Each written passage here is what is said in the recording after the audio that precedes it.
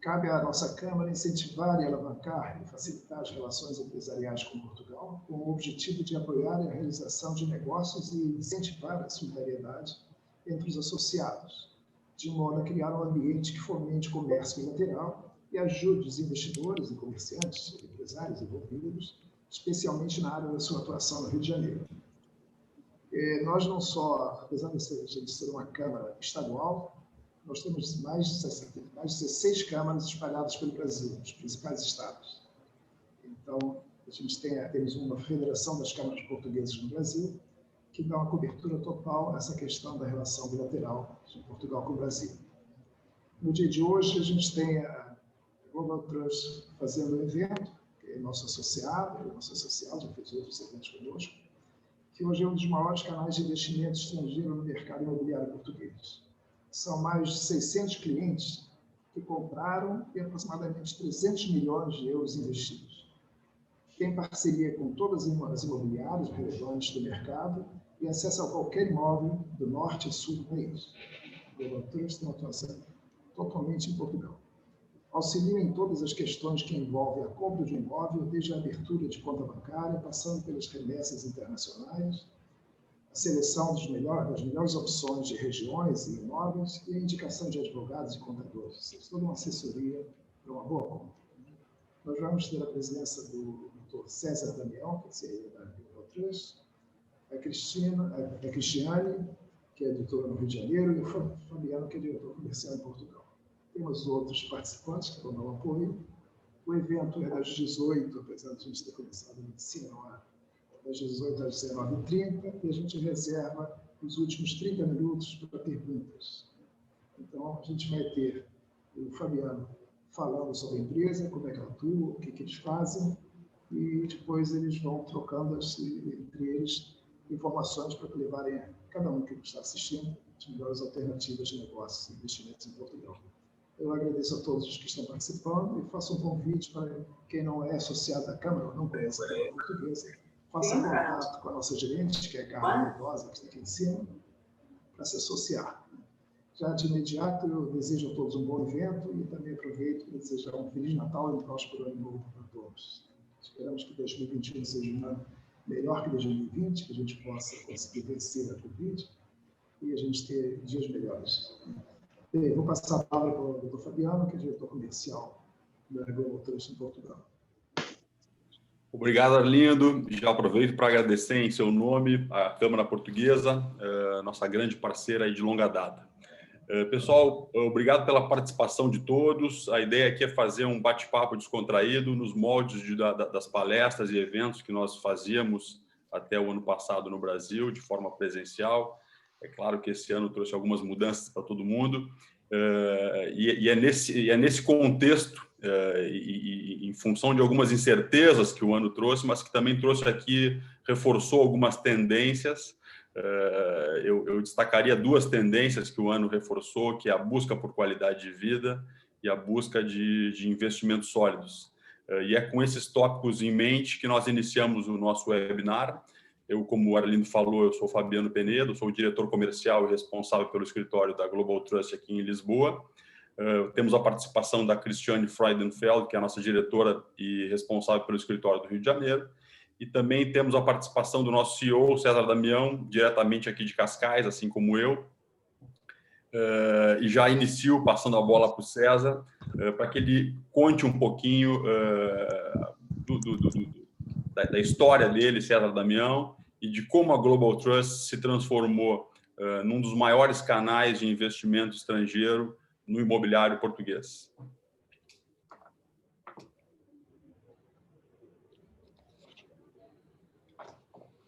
César está sem som. Opa. E agora? Agora está bem. Acho que foi o nosso. Já foi, já foi. Bom, pessoal, eu sou do Rio de Janeiro, vou fazer 58 anos agora nos próximos dias. Tenho 3 filhos, um vai fazer 32, o outro 29, e eu tenho uma de 7, que está aqui comigo em Cascais. Eu fui engenheiro, né, uma boa parte da minha vida, mas já há mais de 20 anos optei por me tornar empresário no ramo de investimentos, no ramo de gerenciamento de wealth management, como a gente chama, de financial advisor, enfim. Nosso negócio, nosso DNA é prestar consultoria de forma independente e fazer bons negócios com os clientes, né?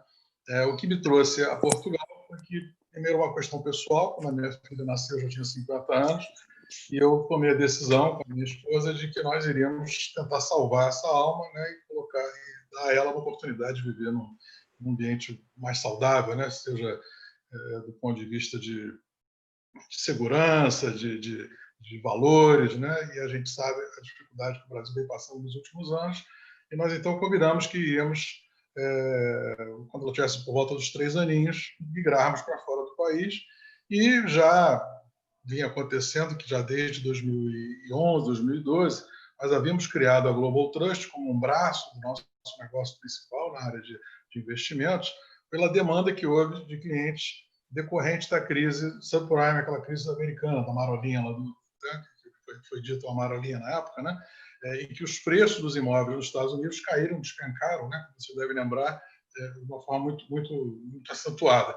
E vários clientes nossos, de produtos de investimentos, de seguros, que sabiam, né, da nossa presença nos Estados Unidos, nós representamos várias companhias, vários bancos, seguradoras já há muitos anos, pediam indicação de algum corretor, de um broker que pudesse facilitar a aquisição de um imóvel nos Estados Unidos. E assim a gente começou a dar essas indicações, porque nós conhecemos algumas pessoas que militavam nesse ramo, mas a demanda era tão grande que nós vimos uma oportunidade de criação de um negócio, e foi assim que a Global Trust nasceu, né? Para ajudar os nossos clientes brasileiros que queriam comprar um imóvel naquela época. Nós estamos falando da Flórida, principalmente Miami e Orlando, né? E fizemos muitos negócios, viemos fazendo muitos negócios em Miami, quando no final de 2014 entrou uma pessoa no nosso escritório e no meio da reunião, para falar de Miami, ela pergunta: em Portugal, vocês também não trabalham com Portugal? E aquilo caiu assim como uma coisa estranha, né, naquele momento, alguém falando de investimento, buscar bons negócios e falar de Portugal, não estava no nosso speech naquele momento, não parecia fazer sentido, né? E quase que a gente expulsa o cara do escritório e fala: deixa para lá, você tá, né? O negócio é Estados Unidos, esquece Portugal, não tem nada a ver, né? A pujança financeira americana, tal, dólar, enfim. Passam-se 2, 3 dias e vem uma outra pessoa e faz a mesma pergunta: mas em Portugal, vocês estão fazendo algum negócio em Portugal, na área de imobiliária? E aquilo, então, chamou nossa atenção para que alguma coisa estava acontecendo em Portugal, e provavelmente nós não sabíamos o que era, e assim fizemos o trabalho de casa, viemos a Portugal, final de 2014, início de 2015, e entendemos rapidamente que parecia existir realmente uma oportunidade interessante para quem queria investir. Naquele momento, pensando em investimentos, né, ainda, né, aí tinha a questão do Golden Visa, vários tópicos que nós vamos falar aqui hoje pareciam fazer sentido, e a gente, então, resolveu replicar o nosso trabalho que era feito nos Estados Unidos, aqui em Portugal. Isso, de uma forma muito rápida, começou a fazer com que o nosso volume de negócios de Portugal passasse os negócios já dos Estados Unidos. Nossa operação aqui foi crescendo, e foi chegando a tal hora que a minha filha faria 3 anos, e nós estávamos já de malas prontas, já com moradia, tudo resolvido para morar nos Estados Unidos. Quando então eu como nesse 2015, 2016, né, foi o ano que eu me mudei, esse 1 ano e meio eu vim várias vezes a Portugal, fui conhecendo melhor Portugal, fui gostando, fui apreciando, minha esposa também.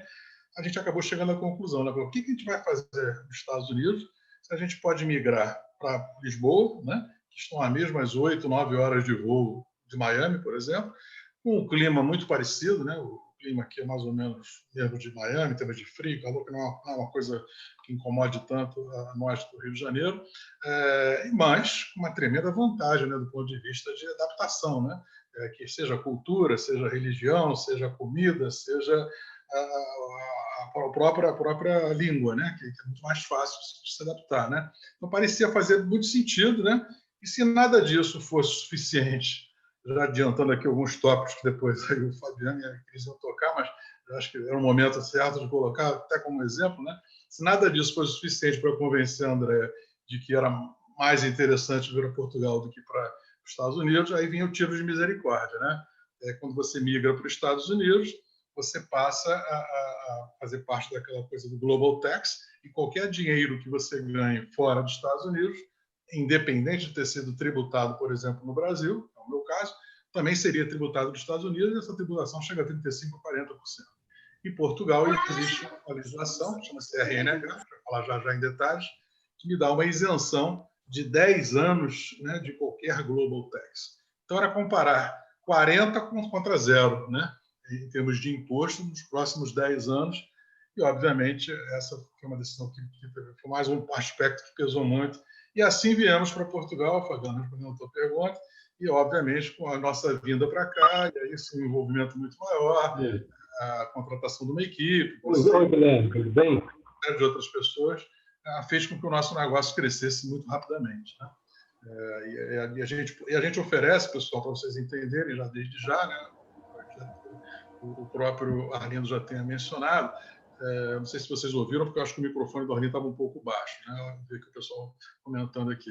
Mas o nosso trabalho é um trabalho que nós oferecemos tudo o que for necessário para um processo de mudança ou mesmo somente de investimento aqui em Portugal, que a gente chama de de A a Z, né? Quer dizer, com todos os nossos parceiros. Então, por exemplo, se houver uma necessidade de uma assessoria para visto, né? Nós vamos indicar uma determinada empresa. Se houver uma necessidade para uma ajuda jurídica do ponto de vista do diligence do imóvel, vamos indicar outras empresas, seja decoração, seja pequenas obras, seja administração de um imóvel, se a pessoa quer explorar ele no Airbnb, por exemplo, que é um dos maiores cases de sucesso do mundo. Enfim, nós vamos ajudar o cliente, ele não precisa nem vir a Portugal, ele pode fazer a compra da cidade dele, né? Seja no Rio, São Paulo, Porto Alegre, onde for, né? No Brasil, ele pode fazer essa compra de lá e nós vamos ajudá-los a cuidar de tudo que for necessário. Abertura de conta, financiamento, remessa de capital, enfim. Acho que eu falei um pouquinho demais, mas tentei ajudar a resposta, já colocando para o pessoal entender onde nós estamos, né? Ok? César, sabe o que eu acho que seria bacana falar para o pessoal, né? Acho que é melhor falar mais alto, Titinho, eu pegar o microfone e falar mais perto dele.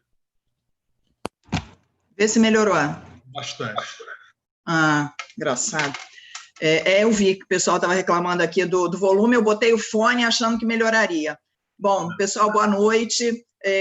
O que eu acho, César, que seria bacana você falar aqui, aproveitar esse fórum aqui, como eu fico no escritório aqui do Rio, uma das maiores dúvidas, né, assim, uma das maiores perguntas que eu ouço com mais frequência é como é que é morar em Portugal, como é que é essa mudança para Portugal, né, assim, os atrativos, como é que é essa adaptação, a segurança. Então, você que já está aí há 4 anos, e fez esse movimento que muita gente está pensando em fazer, ou é se mudar para Portugal, ou é fazer um investimento, ou as duas coisas. Então, acho que essa experiência sua acho que é muito enriquecedora.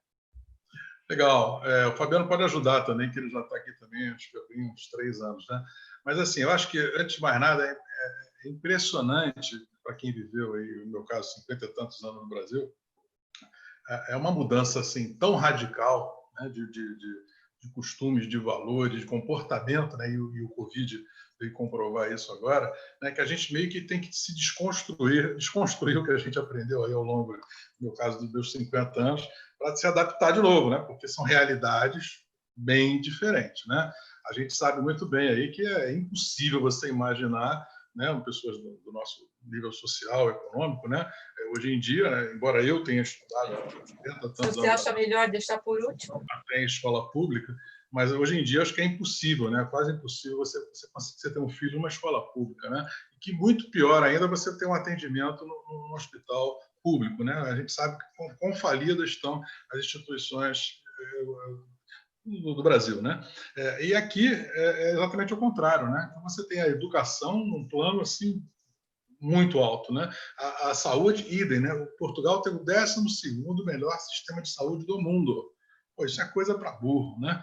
E aí uma boa resposta veio agora aí no Covid, né? Apesar de ter uma população extremamente idosa, né? Você vê que eles saíram muito bem. Por quê? Porque as pessoas estão bem cuidadas, né? Têm sua imunidade alta, têm seu tratamento. Eu até brinco aqui com meus amigos.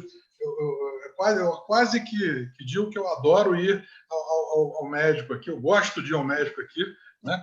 Por exemplo, eu costumo ir na CUF, né, que é uma rede de hospitais, como se fosse a rede DOR, né, do Brasil, tem a CUF aqui, tem uma CUF aqui em Cascais. Né? E se eu marcar a consulta às 8 da manhã, às 9 da manhã, às 2 da tarde, eu chego 5 minutos antes, eu sou atendido na hora. Na hora, não tem nem, não é mais 5 minutos, não é menos 10 minutos. E a gente sabe o quanto que a gente espera num consultório no Leblon para pagar uma consulta de R$1.000 e ainda tem que esperar, muitas vezes, 1 hora para ser atendido, né? Apesar de ter marcado a hora. Quer dizer, já começa por aí, né? Não há nenhum respeito, nem pelo seu tempo, mesmo quando você pague muito por isso, né? Então, aqui as coisas funcionam, né? A questão da saúde ainda é impressionante.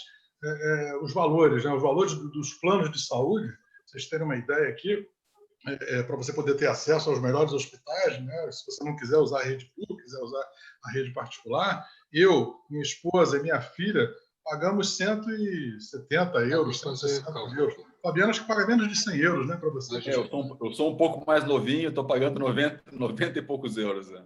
Isso aí. Ele, esposa e filho. Eu, esposa e o filho. Mas, César, desculpa te interromper, eu achei legal contar aquelas experiências bem particulares que você já me contou uma vez. E eu queria contar uma minha aqui que me aconteceu. O brasileiro, quando chega, até pela inércia, né, acaba contratando um seguro de saúde. Mas eu lembro da reação de alguns portugueses achando aquilo um pouco estranho. Aí eu contratei esse seguro-saúde de 90 euros que atende a minha esposa e um filho de 6 anos. Mas, ao mesmo tempo, eu fiz o cadastro aqui no Centro de Saúde de Cascais, mas achei que seria um cadastro, enfim, mais protocolar, né? E passado 4, 5 meses, eu recebo uma carta aqui na minha caixa de correio exigindo a minha presença lá, porque o médico de família do posto de saúde queria saber como nós estávamos. E daí fomos lá e fizemos uma consulta familiar, os 3, a consulta levou quase 2 horas, 1 hora e 40 minutos, com questões muito, muito profundas de como meu filho se ele sabia se vestir sozinho, em que fase ele estava da escola, e tudo isso sendo anotado lá num protocolo, lá num formulário. Então, isso mostra realmente como a saúde pública portuguesa, ela enfim, é uma coisa muito diferente daquilo que a gente está habituado aí no Brasil, né, César? É verdade. Tem várias histórias, mas assim, só para ser breve, né, a gente evoluir. Por exemplo, me chamou muita atenção quando eu vi que a empregada doméstica estava recebendo mensagem da escola, né, mensagem por telefone, e ela ficou preocupada. Eu falei, o que houve? Está com problema? Ela falou que meu filho está na escola, mas está matando aula. Eu falei, pô, te ligaram para falar isso? Ela falou, não, é automático. Ele tem uma carteirinha que, quando ele vai para o recreio, quando ele volta, ele tem que passar a carteirinha, o chip dele lá na sala. Se ele não passar o chip, é porque ele está na escola, mas está matando aula.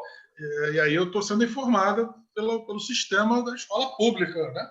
Eu falei, pô, eu nunca vi isso, né? E por aí vai, né? Você, quando vai nessa mesma consulta que o Fabiano foi, se ele não quisesse ter o plano dele lá de 90 euros lá, que essa consulta de médico de família pode custar 2 euros, né? Acho que ela custa 2 euros, 1,80, coisa assim. Né? E se ela for na tua casa, se você quiser um médico ir na tua casa, aí passa para 6 euros, 6 ou 7 euros.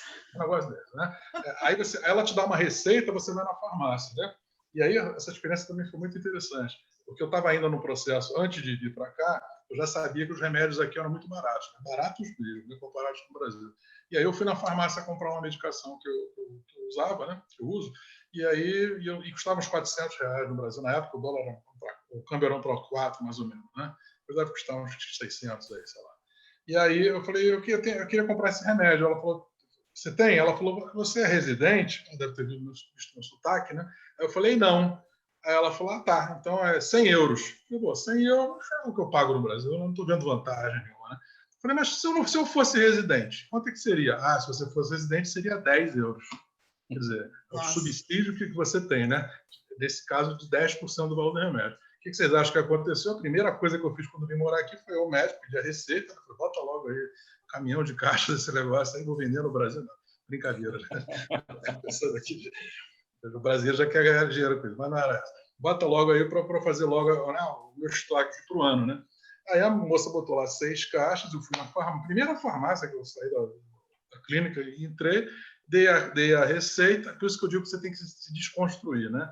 Porque a gente está acostumado no Brasil. O que acontece no Brasil? Você dá a receita, o cara retém a receita, não é isso? Remédio controlado, não sei o que, mais subsidiado. Aí ela virou para mim e perguntou, quantas caixas não sei o que? Eu falei, está escrito aí, ó, são 6 caixas. Ela falou, podia querer 2, 3, né? Aí eu falei, tá, mas como é que você ia fazer para controlar isso? Você não vai ficar com a receita? Ela falou, não vou ficar com a receita. Eu falei, tá bom, mas você vai controlar como, né? Vai botar aí, vai escrever, vai carimbar, vai assinar, né? Vai fazer, enfim, como é que é isso, né? A mocinha ficou olhando para minha cara como se eu fosse um ET, né? Aí virou assim a tela do Era computador. quase, né? Virou a tela.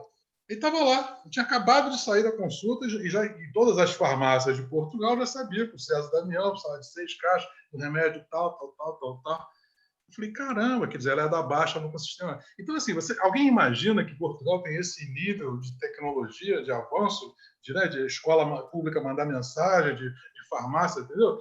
É por aí, por isso que a gente precisa se desconstruir, né, e entender. Mas já aí, voltando à tua pergunta, Titim, então, seja na educação, seja na saúde, outra informação super importante, por que Portugal, né, gente? Por que Portugal? Terceiro país mais seguro do mundo. Acho que isso é que eu ia te perguntar, porque essa acho que é outra coisa que a gente tem que se desconstruir, né? Você hoje, acho que é bacana você falar também, você hoje mora num térreo, né? E aqui, quando eu recebo as pessoas do nosso escritório, o brasileiro, obviamente, né, pela nossa realidade, evita, né? Não quer o térreo, normalmente por questões de segurança. Quando você vai entender por questões de segurança, e Portugal, né, não sei se todo mundo sabe, é o terceiro país mais pacífico e seguro do mundo, né? Os outros 2 são Islândia e Nova Zelândia, que são 2 ilhas. Então, é o primeiro, né, continental. Mas, dito dessa forma, talvez não dê para traduzir o que, de fato, isso é em termos de segurança. Eu diria de outras formas. A chance de você ser assaltado, né? Não é um furto, né? Furto você pode ir num lugar de muito turismo, no metrô e tal, alguém botar a mão na tua bolsa, pegar a carteira, pode acontecer. Mas ser assaltado com uma faca, canivete, não vou nem falar de revólver, que aí já seria um absurdo, né? Revólveres, AR-5, como invadem aí restaurantes no Rio de Janeiro e tal. Isso não existe, né? Mas não, a chance de você ser assaltado com uma faca é zero. Não tem possibilidade de você ser assaltado aqui desse tipo de forma agressiva. Tanto é que é o que você está falando, Cris. Eu moro aqui, que em Portugal chama-se res de chão, né? Que é o térreo, né? O apartamento térreo, no nível da rua. No meu caso, aqui a rua ainda desce um pouquinho. O quarto da minha filha de 7 anos estou até no escritório aqui ao lado, tem aqui, sei lá, 80 centímetros aqui, mais ou menos, de altura, quer dizer, qualquer um que passe aqui me vê, tá certo? Não tem grade, sem grade. Aí você vai dizer, pô, esse cara é maluco, né? Como é que ele mora num apartamento? Cara, mas eu estou em Cascais, eu não estou no Leblon, não estou na Barra, não estou, sei lá, né, nos Jardins, tá certo? Eu estou numa cidade que, diga-se de passagem, para quem não sabe, Cascais é considerada a cidade mais segura de Portugal. Então, eu vivo na cidade mais segura do terceiro país mais seguro do mundo, e os 2 primeiros são ilhas. Então, eu posso morar no resto de chão, certo? O meu vizinho aqui de cima tem que subir de escada, porque não tem elevador. Aí é outra coisa, né? Você vai se acostumando, né? Prédio sem elevador, prédio sem porteiro, sim, senhor, prédio sem elevador. Prédio pequeno, né? Tem 3, 4 apartamentos, não precisa ter porteiro. Em compensação, meu condomínio aqui é 30 euros. Tá bom para você? 30 euros, um apartamento de quase 200 metros quadrados, no centro de Cascais. Né? Então, são coisas diferentes, né? São parâmetros diferentes que a gente tem que se habituando. E, graças a Deus, até hoje, todos os parâmetros são para melhor. Tudo que eu vi até hoje aqui. E aí, por aí vai, né, gente? A gente está aqui a 3 horas de qualquer capital decente aqui da Europa, tá certo? Até estava conversando com um amigo meu, que está até aqui presente, o Totonho. Temos aqui um nicho, né, de clientes que busca estar perto dos seus familiares, seja filhos, seja netos, né, que vivem na Suécia, na Inglaterra, na Alemanha. Então, fica difícil, né, o cara morando no Brasil para toda hora vir para cá, ou a família ir para lá. Mas ele também não quer morar na Alemanha, não quer morar na Suécia, mesmo na Inglaterra, né? O tempo é horroroso, é caro para burro, certo? Então, é muito mais fácil, muito mais conveniente ele viver em Portugal e, fim de semana, ele compra uma passagem de low cost aí por 20 euros, 30 euros, 15 euros, né? Se planejar, ou a família vai lá, ele vem aqui. Então, é muito mais fácil. Isso acontece muito, a gente tem atendido muitas pessoas, né, com esse perfil, buscando estar próximo da família. Muita gente estudando aqui, né? Tem muitos jovens, né? Portugal tem essa demanda também. Inclusive, recentemente, há um ano passado que inaugurou, né, Fabiano? Carcavelos, né? A Universidade de Carcavelos tem um ano, né? Setembro do ano passado, se não me engano, né? É uma universidade em frente à praia, moderníssima, né? Portugal tem várias faculdades, várias universidades entre as 50 melhores do mundo. Essa questão da educação aqui, como a gente falou, é muito séria, né? Não só a pública, mas também a privada, né? César, e vale... Só para complementar, né? Para quem não sabe, hoje já são, acho que 44 universidades que aceitam o Enem, né, como forma de ingresso. Muito bacana isso. O resultado do Enem, o garoto entra direto aqui em Portugal. E se por um lado tem esse acesso aí facilitado, vamos chamar assim, para alunos de escolas brasileiras, por outro lado, como o César citou aqui, a Universidade Nova de Carcavelos, ela é ligada ao MIT de Massachusetts, quer dizer, é uma educação altamente internacionalizada, de altíssimo nível, né? Exato. E o clima também, né? Em termos de Europa, é o melhor clima da Europa, né? Motivo pelo qual isso tudo que nós estamos fazendo aqui, né? Essa conversa aqui, que parece às vezes óbvia, né, para brasileiro, né? Essa relação com Portugal, e tudo mais, mas na realidade, pessoal, o brasileiro nem é o povo estrangeiro que mais migra para Portugal hoje em dia, né? A gente tem aí os franceses, os alemães, os chineses, né? A África do Sul, turcos, muito inglês, né? Também inglês, depois do Brexit. Americanos, né? Os americanos, quando eu vim morar aqui, cara, era raro você ver um americano aqui, dificilmente surgia, até para passear, né? Hoje, aos 2 anos para cá, os americanos começaram a descobrir Portugal, né? E estão vindo e entrando forte, né? De migração, de investimento, e faz todo sentido, né? A gente sabe, né, que tipicamente, tradicionalmente, principalmente o americano do norte, né, Nova York, aquela parte lá mais fria, né, quando ele se aposenta, muitos deles migram para Costa Rica, Panamá, República Dominicana, né, buscando um clima melhor, custo mais baixo e também vantagens fiscais, né, que a gente sabe que essa carga tributária é muito forte nos Estados Unidos. César, desculpa, eu destacaria, já que você falou sobre isso, eu também destacaria jovens da Califórnia vindo morar aqui. Eu acho que isso também está muito ligado ao fato de Portugal e Lisboa, especificamente, ter entrado nesse contexto de startups, empresas de tecnologia, com a presença da Web Summit, que é o maior evento de tecnologia do mundo, que até então era itinerante, a cada 2 ou 3 anos numa cidade, mas quando chegou em Lisboa, logo assinou um contrato por 10 anos. E aí, hoje, Lisboa é um polo, né? Um atrativo de empresas, de startups e tecnologia, né? A sede da Web Summit, inclusive, é em Lisboa, né? Passou a ser em Lisboa, né? No Beato, né? No hub do Beato. É isso aí. Eu fui bem lembrado também, Fabiano. A gente inclusive, já atendeu, né, alguns casais jovens da Califórnia, e não é só por esse motivo, não. Existe também uma preocupação, já, por exemplo, no caso de São Francisco, com segurança, né? A questão de segurança, e quando eles veem que Portugal tem mais fundo, né? E está na Europa, enfim. E outra coisa, né, gente? Custo de vida, a gente não falou do custo de vida, né? Mas é um dos custos de vida baixos, tá certo? Né? Então, para você ter uma ideia, eu falei aquela coisa dos 40% do imposto no Global Tax dos Estados Unidos, né? Todos aqui sabem que a carga tributária, de maneira geral, na Europa é bastante alta, né? A França, por exemplo, também beira aí seus 50%, né? Então, o francês continua sendo o povo que mais migra para Portugal, né? Ele tem, você imagina um francês aposentado com um salário de 10 mil euros, né? 5 mil euros o governo já leva, né? Já leva, assumindo aqui 50%, né? Então, os 10 dele viram 5. Ora, se esse cara decide transferir a residência fiscal dele para Portugal, ele não paga mais imposto na França. Então, os 10 mil dele agora passam a ser 10 mil. 10 mil que era 5, em Portugal, 10 mil é 10 mil. Só que em Portugal, o poder de compra dele é muito maior, porque o custo de vida é muito mais baixo que na França. Então, é como se ele ainda passasse o salário dele para, sei lá, 15 mil. Então, o cara sai de 5 para 15, só porque mudou 2 horas de distância, 2, 3 horas de voo de distância, né? Aí que pode entrar e sair quando quiser, passar... Fora a casa dele, né, também, que ele vende na França por um valor, enfim, né, muito maior. Por 500, 600, não bota 400 na França. Quer dizer, então faz todo sentido. É um enxame de francês, né? Tem muito francês aqui, mas também tem muito sueco, os nórdicos, esqueci de mencionar. Cascais, por exemplo, né, Fabiano? Tem nórdico pra caramba. A Finlândia, gente.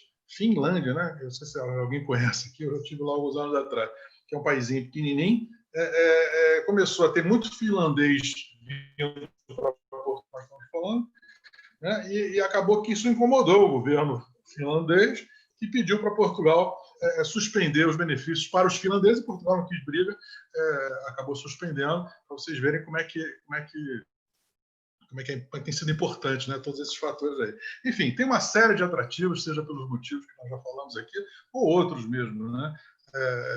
Uma coisa que é importante, uma coisa que, à medida que a gente está conhecendo mais, viajando mais, semana mesmo, né, Fabiano, passada, nós estivemos em Algarve, né, e acabamos conhecendo cidades que não são cidades usualmente faladas, né, no Algarve, porque não está exatamente na Praia, mas um pouquinho mais para dentro. Né? É impressionante como é que você consegue, em qualquer lugar de Portugal, ter acesso a uma boa escola, a um bom sistema de saúde.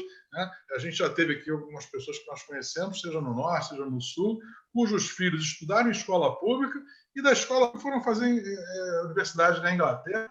São pessoas super bem-sucedidas, em Portugal, outras vivendo fora. Mas, como é que esse estudando assim, pegava meia hora para a escolinha da Tieteteca lá, conseguia acessar uma faculdade na Inglaterra, pagando 8 mil livros, se não me engano. Eram 8 mil livros, né? Por ano.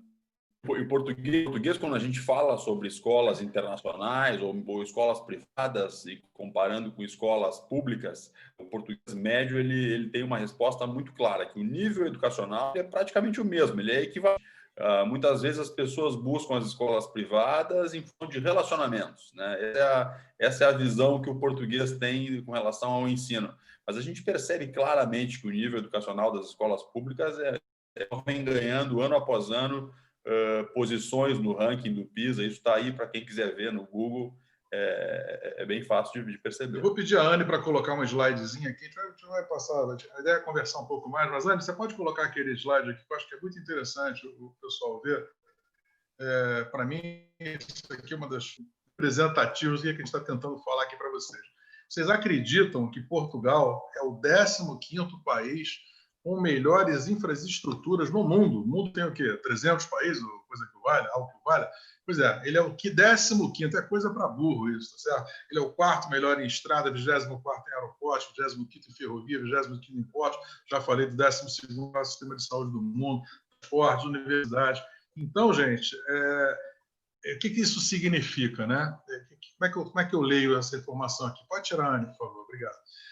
Como é que eu entendo isso aqui? Portugal está prontinho, e a Web Summit descobriu isso, a Microsoft descobriu isso, a Volkswagen descobriu isso, Coca-Cola, várias empresas nos últimos anos vêm descobrindo que Portugal está prontinho, uma mão de obra extremamente qualificada, não, porque, como a gente já falou, que a educação é de alto nível, né? As pessoas aqui falam 2, 3 línguas.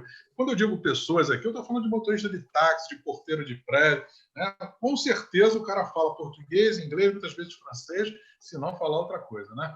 Então, a gente tem aqui um sistema um ambiente propício para que essas empresas grandes, né, se estabeleçam e investam mais, né? Faça daqui um hub para a Europa, por exemplo. Né? E assim tem acontecido. Né? A gente já tem visto, eu falava isso nas nossas palestras de 4 anos atrás, e de lá para cá a gente já tem hoje vários exemplos, como esses que eu falei agora, de Coca-Cola, de Mercedes, de Volkswagen, de Web Summit, etc. E aí começa a ter aí também uma oportunidade de empregos, né? Que talvez fosse uma certa debilidade, né? Mas a gente viu aí nesse período que nós estamos vivendo aqui, claro que o Covid agora é uma situação especial, mas houve um decréscimo, né, uma redução enorme do desemprego, né, Titi? A gente teve aí, lembra? Ele chegou, acho que a 17% da crise, né? E caiu para 6%. A gente, quando a gente começou a trabalhar com Portugal, que foi logo no ano seguinte, né? Portugal começou a fazer aquele dever de casa, o índice de desemprego era 17%, que é importante, né? Era acima da média da União Europeia. E em 5, 6 anos, esse nível caiu para 6,5%, que é pleno emprego, né? Abaixo de 7% é pleno emprego. Foi um dever de casa realmente incrível, né? Eu acho que essa coisa de ser um hub, né? A localização e tudo isso que você falou de infraestruturas, de fato, Portugal abre, né, para nós brasileiros, principalmente, um mercado aí de, não são 10 milhões de pessoas, são 500 milhões de pessoas, né? Então, não é à toa, né, que passou a ser aí tão escolhido. Bom, esse é o ambiente, né? Acho que a gente já falou bastante aí do ambiente. César, aproveitando, acho que vários ganchos que foram dados aí nesses tópicos, a gente falou aí sobre custo de vida, os parisienses que vendem um imóvel na França e compram 4 imóveis aqui, ou as pessoas que vêm da Califórnia também com um custo de vida e um custo de imóveis muito mais alto. A gente percebe, nós que estamos aqui, percebemos claramente que o mercado imobiliário está em tendência de valorização.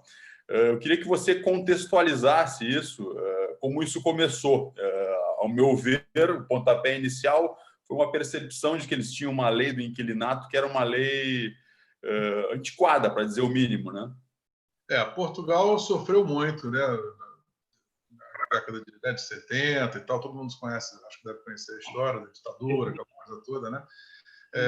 E aí ficaram alguns resquícios, né, dessa época aí, entre elas a lei do inquilinato, né, que dizia que uma vez que você tem um contrato de aluguel, né, válido e esteja pagando o seu aluguel, né, mensalmente, você tem o direito vitalício de permanecer naquele imóvel. Quer dizer, o proprietário não podia tirar desde que tivesse o contrato e estivesse pagando. Pior do que vitalício, era hereditário. Então, quando você morresse, é isso, você tinha um filho, uma filha que se interessava em ficar no imóvel, ela tinha o direito de permanecer com aquele aluguel. E, para piorar tudo isso, irreajustável. Ou seja, perdeu o imóvel, né? E foi por isso que as cidades, né, não só Lisboa, mas Porto e várias outras cidades por aí, entraram em estado de degradação. Porque o que acontecia? O proprietário tinha lá um aluguel ridículo, né? Quando eu falo ridículo, gente, é coisa de 5 euros, 10 euros. Isso passou comigo, tá? Porque a gente acabou também passando. Nós também temos uma empresa aqui portuguesa, chama-se Galieta Trust, que é uma incorporadora, né? Nós já compramos, já vendemos, já fizemos projetos, já construímos 13 empreendimentos. E um deles veio lá de presente um apartamento com uma senhorinha, né? Eram 6 apartamentos, mas um deles estava ocupado com um desses aluguéis aí. E a gente sabia que a lei, a tal da lei do inquilinato que mudou, né, que é onde eu vou chegar, já adiantando aqui, a coisa de uns 8 anos atrás, conseguiram revogar essa lei para que os proprietários conseguissem tomar os seus apartamentos e pudessem recuperar os tais prédios que ficaram degradados, tá certo? Porque o que acontecia? Como o cara queria tirar o inquilino, né, que não recebia nada, ele não ia se interessar em reformar o apartamento, recuperar a estrutura, o telhado, o que fosse. E o inquilino, por sua vez, apesar de pagar pouco, também se achava no direito de não fazer a manutenção do telhado, porque não era dele o patrimônio, né? E ficava naquela coisa, o que acontecia? O telhado caía, né? O telhado caía e, finalmente, as pessoas iam ter que sair, a Defesa Civil intervinha, etc. E tal. Então, por isso é que ficaram aí vários prédios fantasmas pela cidade, foram degradando mesmo. Os 2 primeiros imóveis que nós compramos, os 2 primeiros prédios, eles tinham literalmente caído, despencado, né? Já não tinha ninguém dentro. Mas esse terceiro aí que eu comprei, que nós compramos, já tinha lá uma inquilina, que era uma senhora, que a lei, obviamente, quando foi feita, protegeu os mais velhos, né? A partir de determinada idade, se não me engano, 65 anos, ela teria o direito vitalício, não mais hereditário, né? E assim, quando a gente comprou, a gente sabia que tinha lá uma senhora de 85 anos, fizemos as contas lá, né, com a expectativa de vida e tal, vale a pena, bom, compramos, né? Acabou que a gente descobriu que a tal senhorinha usava o apartamento uma vez por ano, no mês de agosto. Ela morava, na realidade, no Canadá, e aí no mês de agosto ela ia lá porque ela gostava de passar o mês de agosto com as amigas, comer sardinha, não sei o quê, era na Alfama, né?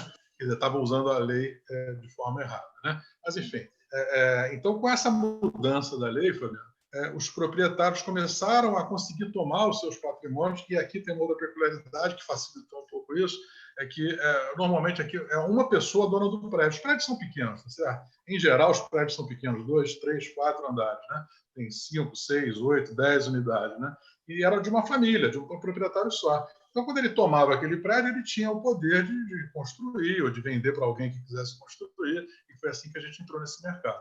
E aí, então, a cidade começou a ter uma oferta, coisa que não tinha antes, tá certo? Então, essa lei é um marco, né, Isso que vem acontecendo com Portugal. Portugal tem entrado aí nesse cenário, né, internacional. Hoje todo mundo está conhecendo, enfim, tem interesse, seja de investir, seja de viver aqui. E isso é um marco, né? Porque passou a ter a oferta de imóveis bacanas, imóveis legais que pudessem oferecer condições para as pessoas investirem, seja para viver ou seja para explorar o tal do Airbnb. Né? Ele jogou 3 vezes, eu ganhei 3 vezes. Cada vez que Porque você não jogou com o papai. Enfim, as pessoas... o turismo, desculpa. O turismo vem crescendo, gente, 15% ao ano. Claro, vamos tirar aqui o Covid da história, né? Até então, vinha crescendo 15% ao ano nos últimos anos, né? Vocês têm ideia? Pena que não dá para te interagir aqui, mas normalmente eu pergunto, né? Vocês têm ideia de quantos turistas o Brasil recebe por ano? Aí as pessoas falam qualquer coisa aí e tal, mas enfim. Resumo da ópera, são 6 milhões, né? O melhor ano do Brasil aí, Copa do Mundo, Olimpíada, não sei o quê, 6 milhões de turistas internacionais no mundo, né, que o Brasil recebeu. Lisboa, só Lisboa, já recebe 7 milhões. Né? Portugal já recebe da ordem de 20 milhões. Né? Lisboa recebe mais turista que o Brasil inteiro. Agora me explica como é que a gente bota 7 milhões de turistas para dormir, né? Uma cidade o miolo da cidade ali tem seus 500, 600 mil habitantes, que quase não tem oferta de hotéis, certo? Os prédios são todos pequenininhos. Então, para onde é que esse pessoal corre? Para o Airbnb. O Airbnb é um dos maiores cases de sucesso, são Lisboa e Porto, por exemplo. Né? E muitos dos nossos clientes vêm utilizando, vêm explorando, vêm aproveitando. Tem clientes que têm 5, 6 apartamentos, fizeram uma carteira, né, de apartamentos para explorar o Airbnb e estão felizes. Né? Enfim, tem um resultado muito bacana. Então, eu acho que é um pouco disso aí, né? Quer dizer, essa lei do inquilinato, e aí tem outras leis, né? Já aproveitando, por exemplo, existem incentivos, né, para que as pessoas coloquem incentivos fiscais, né? Quem tem um imóvel sendo explorado pelo Airbnb paga menos imposto do que quem tem um imóvel explorado no longo prazo, né? Então isso os investidores internacionais de maior peso se aproveitam, né? E enfim, trazem mais recursos para Portugal. Então essa lei, Fabiano, foi fundamental, né? Como também, eu acho que você vai falar, né, da próxima aí, né? Vamos lá, deixa você falar logo. Ô César, eu acho até dentro aí desse assunto do gancho, né, dos incentivos fiscais, acho que é legal você falar um pouquinho aqui para o pessoal sobre o RNH, né, o residente não habitual, e também o Golden Visa, que eu acho que assim, foram 2 programas muito importantes para essa recuperação de Portugal, para atrair gente qualificada. E também são 2 programas que aqui no Brasil, no nosso escritório, a gente tem muita gente que pergunta, que tem interesse, então acho que é bacana falar um pouquinho desses 2 programas. O RNH é aquilo que eu falei logo lá no início, né, que foi um dos pontos de decisão minha para migrar para Portugal e não para os Estados Unidos, né, que são aqueles 10 anos de isenção de imposto daquilo que você ganha fora de Portugal. Então, tudo que a minha empresa no Brasil, por exemplo, Global Trust, distribui de lucro para mim, de dividendos, né? Que ela já pagou o imposto na pessoa jurídica, né? Eu, como apesar de viver fiscalmente em Portugal, como eu tenho esse benefício do RNH, eu não pago imposto algum, quanto eu pagaria lá nos Estados Unidos se eu tivesse ligado para lá mais 35%, 40%. Então, esse RNH ele é oferecido para qualquer pessoa que venha viver em Portugal que não tenha vivido nos últimos 5 anos em Portugal. Mesmo o português, se o português saiu de Portugal, ficou mais de 5 anos fora e voltou, ele tem o benefício do RNH. Isso é muito atrativo, é muito atraente, né? Para pessoas que querem migrar e que buscam soluções fiscais, né? E de poder aquisitivo, normalmente o pessoal de poder aquisitivo mais alto, né? Que é o que a gente vê, né? Essa migração aí desses últimos anos tem sido de um poder aquisitivo bem mais alto, né? Quer dizer, ou seja, ele só vai pagar imposto sobre renda que ele gere em Portugal. Exatamente. E dentro de determinadas atividades tem também aquele teto de 20%, né? Exatamente, ele pode pagar no máximo 20%. Mas do Brasil, seja aluguel, seja salário, seja o que for, ele não pagará imposto, né? Houve uma mudança agora recente na lei que, se for aposentadoria, né? Falaram de aposentadoria, ele pagará agora para quem está desde então, né? Eu sou da época que era zero, mas agora, coisa de uns 6 meses, houve essa mudança que vai pagar 10% de imposto, tá? Mas veja bem, existe uma lei de bitributação entre Brasil e Portugal. Então, se a pessoa paga imposto no Brasil, né, pagou o imposto no Brasil, ela vai ter que ver que imposto seria, qual seria a carga do imposto em Portugal e vai pagar tão somente a diferença se houver, tá? Então, isso aí tem que olhar caso a caso, né? Agora, isso é o RNH. O Golden Visa, o que é o Golden Visa? O Golden Visa é um programa que existe em vários países do mundo. Os Estados Unidos tem uma coisa parecida, né? Que chama-se o Green Card do EB5, né? O Green Card, né? O Green Card é o visto para viver nos Estados Unidos, né? E o EB5, ou EB5, é um tipo de visto, né? Que a gente pode comparar com o Golden Visa, que você investe um determinado valor, que até o ano passado era $500 mil e passou para $900 mil, em determinados projetos que o governo aprova. Tá? O governo aprova, para este projeto, se você investir nele, agora são 900 mil, eu te dou o Golden Visa, desde que o projeto realmente ande para frente, né?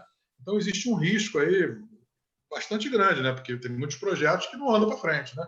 E está arriscado o cara ter posto lá os 900 mil, se bobear, perdeu os 900 mil e não conseguiram o tal do brincar. Isso aconteceu já bastante, né? Hoje acho que já está todo mundo mais esperto, procura se certificar melhor de que projeto aí que nós estamos falando. Mas, enfim, é isso aí. O Portugal fez talvez um dos mais bem-sucedidos programas de Golden Visa, que ele é preto no branco, não é nada subjetivo, desde que você compre com o seu dinheiro 500 mil euros, né, em imóvel ou imóveis, pode ser 2, 3 imóveis, que perfaçam 500 mil euros, está aqui teu Golden Visa, não tem conversa. Tá certo? A única exigência para quem tem o Golden Visa é que passe 7 dias por ano em Portugal durante a vigência do Golden Visa. Então, todo mundo tira umas férias, passa 7 dias. Fazer o sacrifício. Faz o sacrifíciozinho e mantém seu Golden Visa. César, pode ser em mais de um imóvel também, né? Não precisa necessariamente ser em um imóvel, né? Eu falei, um ou mais imóveis. Agora, qual é a grande vantagem do Golden Visa, né? Comparado a outros tipos de vistos que também existem, que são bastante utilizados também. É que o Golden Visa, ele não te obriga a vir viver aqui. Né? É uma porta aberta. Uma vez que você conquistou o Golden Visa, comprei um imóvel hoje e ganhei o Golden Visa. Ok, mas eu estou trabalhando, eu tenho planos, sei lá, vou me aposentar daqui a 3 anos, ou meu filho daqui a 3 anos vai acessar a faculdade, vai para a Europa, eu quero ir acompanhá-lo, né? Ok, eu estou com o meu direito garantido, seja para hoje, para daqui a 2 anos, daqui a 3 anos, daqui a 5 anos, ele não tem limite. Você tem que fazer renovações dele, mas ele não tem limite. Então, o Golden Visa não te exige ir agora, mas garante o direito. Pode mudar? Pode mudar. Aliás, tem até algumas mudanças aí para acontecer nos próximos dias, né? Isso é que eu queria que você falasse também um pouquinho, o que estão prevendo aí para frente. Vou falar disso. Mas, assim, mas você garantir esse direito. Pode ser que amanhã mudem os 500 mil para outro valor, como nos Estados Unidos mudou de 500 para 900. Pode ser que acabem. Quem já fez, tá certo? E a porta ficou aberta, né? Existem algumas formas. Eu estou falando dessa de 500 mil imóveis, que é a mais usual, né? Existe também 1 milhão em investimentos em Portugal. Você botar 1 milhão no banco aqui, investimentos, é uma outra possibilidade. Só que como o mercado imobiliário é considerado, o mercado imobiliário de Portugal, pela Knight Frank, que é um dos especialistas do mundo aí, né, aplicações, entidades mais respeitadas nesse mercado imobiliário, considera Portugal entre os 3 melhores países para se investir em imóveis, e parece que faz muito mais, né, você investir 500 mil em imóveis num lugar extremamente atrativo, né, como o próprio Knight Frank fala, do que botar 1 milhão em câmbio. Mas se você quer um negócio também, ok. Se você tem um negócio bacana, eu acho que dá certo, tem o caminho também de montar seu próprio negócio, né? Isso eu estou falando de Golden Visa, né? Dentro do Golden Visa existe uma outra modalidade, né, mais recente, que é o Golden Visa 350, né? Que tem a oportunidade, um processo um pouquinho mais elaborado. Isso a gente vai ter que depois conversar com quem tiver interesse detalhadamente. Mas você pode comprar um imóvel antigo que atende a determinadas características, há uma empresa de engenharia. E aí, esse somatório ultrapassar os 350 mil, você também poderá solicitar o Golden Visa. É um processo um pouco mais complicado, não é tão fácil de se encontrar, mas existe. E existe também a modalidade de investimento em fundos, né, que tem essa prerrogativa de que, uma vez que você compre 350 mil em cotas desse fundo, que usa essencialmente a maior parte do dinheiro para investimentos em Portugal, também te dá acesso ao Golden Visa. A gente trabalha com isso também, a gente tem muito cuidado, até porque nós somos dessa área financeira, né? Então tem muito cuidado, a gente trabalha, confia, que a gente sabe que tem um track record, que tem aí, né, um histórico, confiar que não haja depois de frustração de investimentos. Mas existem algumas alternativas. O que está acontecendo, mudança, Cris, foi votado lá atrás o Covid, e aí a gente acredita que vai para 31, a gente tem uma expectativa, né? Pelas notícias que saíram. 31 agora. Daqui a 10 dias, né? Até o dia 31 sairia uma portaria, um decreto, né? Dizendo que esses imóveis para aquisição, para valerem para o Golden Visa, não poderiam ser mais nas áreas de Lisboa e do Porto. Que o objetivo do governo seria desenvolver mais o interior, e aí ele estaria, de alguma forma, para que as pessoas investissem em outras regiões que não Porto e Lisboa. Não sabemos se isso vai acontecer ou não, mas ao que se especula, né, isso pode acontecer. Um problema no nosso ponto de vista de mercado, porque os imóveis comprados para o Golden Visa nos últimos anos têm sido alguma coisa entre 3% a 5% das transações. Ou seja, não é algo que vai mexer sensivelmente com valorização, com valor, né, de imóveis, de casa e tal, mas existem algumas alternativas aí. E, César, isso afeta, isso que você está falando, afeta só os imóveis, né? Quer dizer, mas um cliente que tem Golden Visa não quer ir para o interior, ele tem ainda a opção dos fundos, não é isso? Os fundos continuam valendo. Vários negócios, assim, exatamente, com aqueles que a gente conhece, né? Nos gestores, sem sombra de dúvida. Agora, pessoal, falando do Golden Visa, mas existem outros tipos de visto, para quem faz aí tem em mente o seguinte: se eu já sei que eu quero migrar para Portugal, isso é no prazo, eu estou falando de 6 meses, de hoje a 6 meses, já estou pronto para me mudar para Portugal, aí existem outros de visto, que é o D2, que é o que o pessoal chama de visto de aposentado, né? Desde que você consiga justificar, provar que você tem uma renda que não é nenhum absurdo, uma renda da ordem de por Brasil, se você conseguir mostrar que você tem essa renda, você acessa esse visto, mas também pode ser de ter recursos, né? Porque tem o de empreendedor também, que é um pouquinho diferente. É o equivalente ao salário mínimo aí, né? O salário mínimo, assim, é bem viável você conseguir esse visto, só que tem a seguinte limitação: você vai entrar com o processo vai andar aí durante, sei lá, 3, 4 meses, em 6 ele saiu. Você tem que vir, não dá para esperar, não dá para aguardar, mas eu só vou em 2023. Então, não faça esse processo, você vai perder tempo e dinheiro, tá certo? Então, esses outros vistos que não são o Visa, eles são imediatos, é para fazer e ir. Então, para quem não está pronto, pode funcionar bem. Para quem não está pronto, mas quer ter o seu direito garantido, talvez o Golden Visa seja um caminho. Tá legal?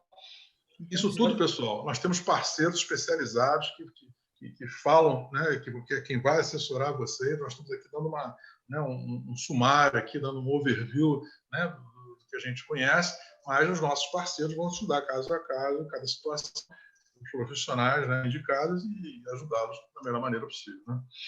Tá bom? Certo. Voltando um pouquinho à questão da tendência de valorização, né? Você abordou a mudança na lei do inquilinato, aí a Cristiane perguntou sobre o BRNH, o Devisa, esse programa, o investimento estrangeiro. A gente entende também e percebe isso por destaque em função de tudo que oferece como qualidade de vida, e seja lá esse conceito da vida, segurança, o clima, o custo de vida mesmo. Em que fase desse processo você acha em que fase dessa tendência de valorização você acha que o valor do metro quadrado está aqui? Ou colocando de uma outra forma, como é que compara o valor do quadrado em os países europeus hoje em dia? A gente vai colocar um slide aqui já, né? pouco melhores. Eu acho que vale a pena um comentário. Todo mundo aqui, né? Deve ser para todo mundo mesmo. Todo mundo tem um ente, tem um primo, tem um cunhado, não é um problema. Mas, enfim, o mesmo, o pai amigo, né? Todo mundo aqui, de alguma forma, tem alguma relação com Portugal, né? Eu imagino, né? Então, assim, tome cuidado, né? Quando você for tomar alguma informação, hoje fica animado e tal, aí vai dar uma checada lá com o seu amigo. E cuidado se essa pessoa não é uma pessoa do mercado, que conhece, né? Que tem dados e fatos, né? Como a gente tem. Tá? Porque, às vezes, a percepção da pessoa, é óbvio que ela vai querer te dar a melhor opinião dela, vai querer ajudar, né? Mas, às vezes, a percepção dela, às vezes, não é a correta, né? Então, o que acontece? A gente já viu isso acontecer aqui com alguns casos, pessoas depois ficaram frustradas, né? Quando eu comecei a vir aqui a frequentar, como eu falei para vocês, no final de 2014 e 2015, né? De lá para cá, de 2015 até 2019, né? Houve um aumento de preço. Eu vou explicar melhor isso. Houve um aumento de preço, todo mundo fala, eu perdi o time, eu tinha que ter comprado em 2015, 2016, 2014, 2013. Né?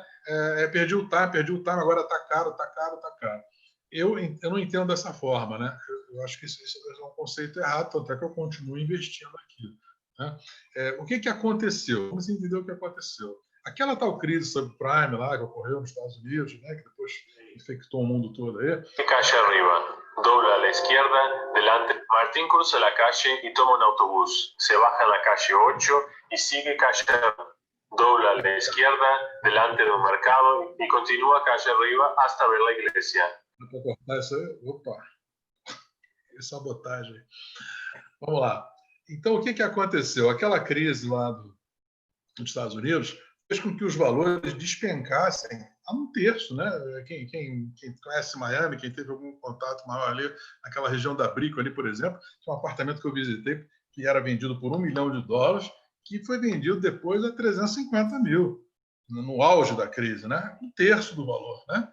E passaram-se os anos ali, houve a recuperação e voltou para o patamar, mais ou menos ali 1.950.000, ou um pouquinho mais, um pouquinho menos, né? Então houve aquele V, né? Houve aquele V, né? Aqui em Portugal, o que aconteceu foi exatamente a mesma coisa, só que chegou depois, né? A crise forte aqui, do 2008, 2009, lá dos Estados Unidos, aqui a coisa forte, eu não estava aqui, mas eu sei isso, todo mundo comenta, meus amigos, etc. O pico do negócio deve ter sido ali no 2012. Os preços despencaram. Mas despencaram significa que era um metro quadrado aqui, estava mais barato do que qualquer cidade da África. Porra, como é que pode, né? O pior que tivesse Portugal, por mais detonado que tivesse, como é que podia estar mais barato que a África? Não dava. Mas estava, porque era o desespero, não tinha emprego, não tinha dinheiro, a pessoa precisava vender e algumas pessoas tomaram proveito disso aí e assim foram feitos vários patamares ridículos. Né? Ora, com essa recuperação, com essas mudanças de legislação, etc., né? O mundo começando a conhecer Portugal, com esses incentivos, esses programas de Golden Visa, etc., em que começou a vir gente vindo para cá, os preços começaram a subir. Mas começaram a subir recuperando o que era 2009, 2010, certo? Então, essa coisa de que os preços subiram muito nos últimos anos, eu acho que é uma forma correta de se falar. Na verdade, os preços recuperaram o que eram antes. Só que recuperaram uma realidade hoje que é muito melhor que a anterior. Que quem veio a Portugal há 10 anos atrás e não veio mais, se vier hoje aqui, você não vai reconhecer nada. É outro país, é outra cidade, é outro serviço, tudo é outro. Então, nós estamos num patamar, talvez igual, um pouquinho acima em alguns casos, do lado de 2009, 2008, mas num ambiente muito melhor e que o mundo hoje é comprador. Né? Ao passo que quem compra, principalmente na Flórida, são os sul-americanos, né? Claro que tem russo, é claro que tem canadense, mas sempre quem comprou muito, quem foi? Foi venezuelano, foi brasileiro, foi argentino, né? Chileno. E a América do Sul toda quebrada. Né? Em compensação, aqui nós estamos falando aqui de americanos, de chinês, de África do Sul, de turco, de brasileiro, de Europa toda. Então, o mundo está de olho em Portugal e que, por sua vez, é pequenininho. Então, eu acredito, sinceramente, Fabiano, e já entrando aqui na história do Covid, por exemplo, todos achavam que os preços vão despencar, os preços vão cair por causa do Covid, ninguém pode vir aqui. De fato, né? Essas pessoas não podem vir, não podem visitar, não podem conhecer, limita, né? Um pouco a atuação de vendas, né? Então, consequentemente, isso vão cair. Pergunta a você, caíram? Se o preço cair, não viu. E isso já matérias aí, né? Acontece que tem algumas pessoas, né, que estão um pouco mais flexíveis, isso sim, né? Então, não existia até então, até o final desse ano aqui, dificilmente a gente conseguia negociar desconto, porque a demanda era muita gente querendo um apartamento, pouca oferta, muito comprador, então o dono se sentia, para que eu vou dar desconto? Não quer comprar, vem outro e compra, e era assim, né, funcionava. Né? A partir do momento que você tem menos visitas, você tem menos fluxo, você tem menos pessoas mostrando interesse, aquele cara que quer de fato vender, está para vender, ele está mais aberto a dar algum desconto, mas cair não houve nenhum. Né? Pelo contrário, tem alguns casos de alguns poucos lançamentos que houveram esse ano, os preços vieram ainda com valores até mais altos. Então, a minha percepção é de que Portugal vem saindo muito bem, principalmente comparando com o Brasil, né? Comparando com Espanha, com França, com Inglaterra, né? Com Itália, né? São todos vinhos mais ou menos parecidos. Portugal saiu muito bem no vídeo, né? Então, aquilo que já vinha sendo bem visto pelo mundo todo, acho que está sendo melhor visto, ainda melhor. Até porque Portugal oferece muita opção de, como a gente falou aqui, de alternativas de praia, de serra, de campo, né? Que as pessoas estão buscando mais qualidade de vida, se ligaram que dá para trabalhar remotamente, né? Então, eu acredito, né, que eu não vou fazer nenhum prognóstico aqui maravilhoso, mas que os preços, sim, acho que a tendência é de manter e crescer, uma vez que a gente tenha a situação controlada do Covid, né? Essa é a minha percepção. Anne, pode pôr aí rapidamente, aí, só para passar rapidinho, que acho que a gente já está avançando bastante aqui, e nós vamos ter no final aqui, né, quem quiser fazer pergunta, tal, um bate-papo. Só para dar uma ideia a vocês aqui, essa aqui é a média por metro quadrado das principais cidades europeias, né? Então, você tem Londres aqui, né, absurdamente, proibitivamente caro, né? Estamos falando na média, né?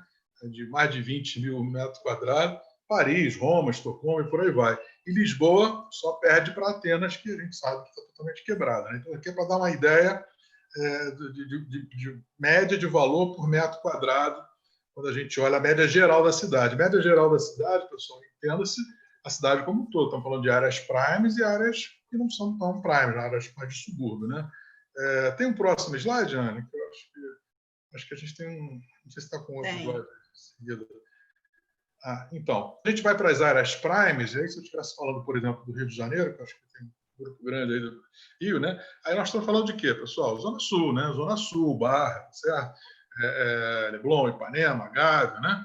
Enfim. Então, quando eu falo de área prime, né? Aí muda um pouquinho o cenário aqui, Mônaco dispara, aí Londres ainda continua alto, Paris continua alto, e você vê Lisboa ali numa faixa ali de 6 mil, mais ou menos, um metro quadrado, tá? Então, a gente não tem pretensão de achar que Lisboa vai chegar aos valores de Paris, né? Acho que talvez seja muito forte afirmar isso, apesar de que Paris, no meu modo de ver, está bastante difícil, né, viver em Paris, né, em termos de segurança, até de sujeira, né, de confusão.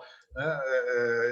E você vê hoje que a cidade de Lisboa está, eu diria que ela, mais uns 4, 5, 6 anos, ela vai ser uma pequena Paris, né? Porque ela vai estar totalmente revitalizada, né? Porque esse processo de revitalização da cidade, só eu, como falei para vocês, já fiz 13 projetos, né? Então tem chinês, tem americano, tem português, tem espanhol, tem de tudo aqui, fazendo exatamente o que a gente faz, é um outro segmento do nosso negócio, a recuperação desses imóveis. Então, a cidade, nos últimos 6, 7 anos, sofreu muita intervenção e vai sofrer muito mais nos outros próximos 5, 6 anos, de maneira que ela vai estar praticamente toda revitalizada, né, com 10 anos de vida, 15 anos de vida, nos próximos 5, 6 anos. E eu acho que vai ficar muito bonita e a tendência, eu acho que a gente tem um espaço aqui de crescimento bastante grande nessas áreas primes, principalmente em relação às outras cidades. Né? Essa é a nossa opinião, né? Que a gente como a gente Ô, trabalha. César, mas até complementando aí, não é só a sua opinião, não. Existe uma consultoria, a Knights Frank,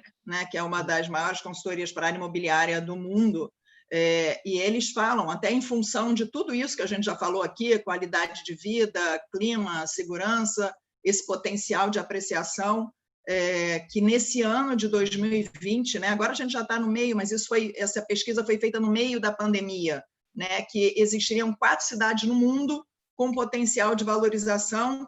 Uma delas é Lisboa, né? Estava sendo visto como porto seguro para o investidor, né? É onde quero colocar o meu dinheiro, aonde tem potencial de valorização, o ticket de entrada é baixo, né? O retorno em cima do aluguel, seja de longa ou de curta temporada, é alto. Então, com isso, enfim, os holofotes foram todos para a cidade, não só na questão do investimento, mas também a gente vê uma série de matérias saindo aí, falando, né, a Forbes, por exemplo, falando que é o melhor lugar para viver depois do Covid, é o melhor lugar para viver na aposentadoria. Então, acho que, de fato, né, a gente, quando começou a trabalhar com Portugal, que saía na Veja, saía em tudo quanto é jornal, todo mundo falava, nossa, Portugal está na moda, né? Não, Portugal não está na moda. Portugal fez um dever de casa muito bacana e é isso aí. Ele pavimentou um caminho e está colhendo aí os frutos e, junto com isso, um povo também que é muito respeitoso, né? Muito disciplinado, muito educado. Então, acho que a gente vê isso como muito sustentável, né, lá para frente. A gente tem, assim, eu estou guardando a maior pérola para daqui a pouco, tá, pessoal? Aguenta um pouco aí que a pérola mesmo vai vir já. Mas, assim, só para vocês saberem, a gente tem, obviamente, que o nosso perfil é de atender mais brasileiros, e já atendemos americanos, chineses, etc. Mas o brasileiro é o nosso foco, né? E normalmente o brasileiro que está no Brasil, né? Mas a gente já atendeu bem uns 15, pelo menos, brasileiros expatriados. E, olha, Japão, Tailândia, que eu me lembro aqui, Japão, Tailândia, Áustria, Singapura, Costa Rica, México, né? Acho que tem até alguns aqui acho que eu tinha visto aí, vocês ainda estão aí, que são pessoas brasileiros expatriados que estão aí há 10, 15, 20 anos fora do Brasil, está chegando na fase de aposentadoria, né?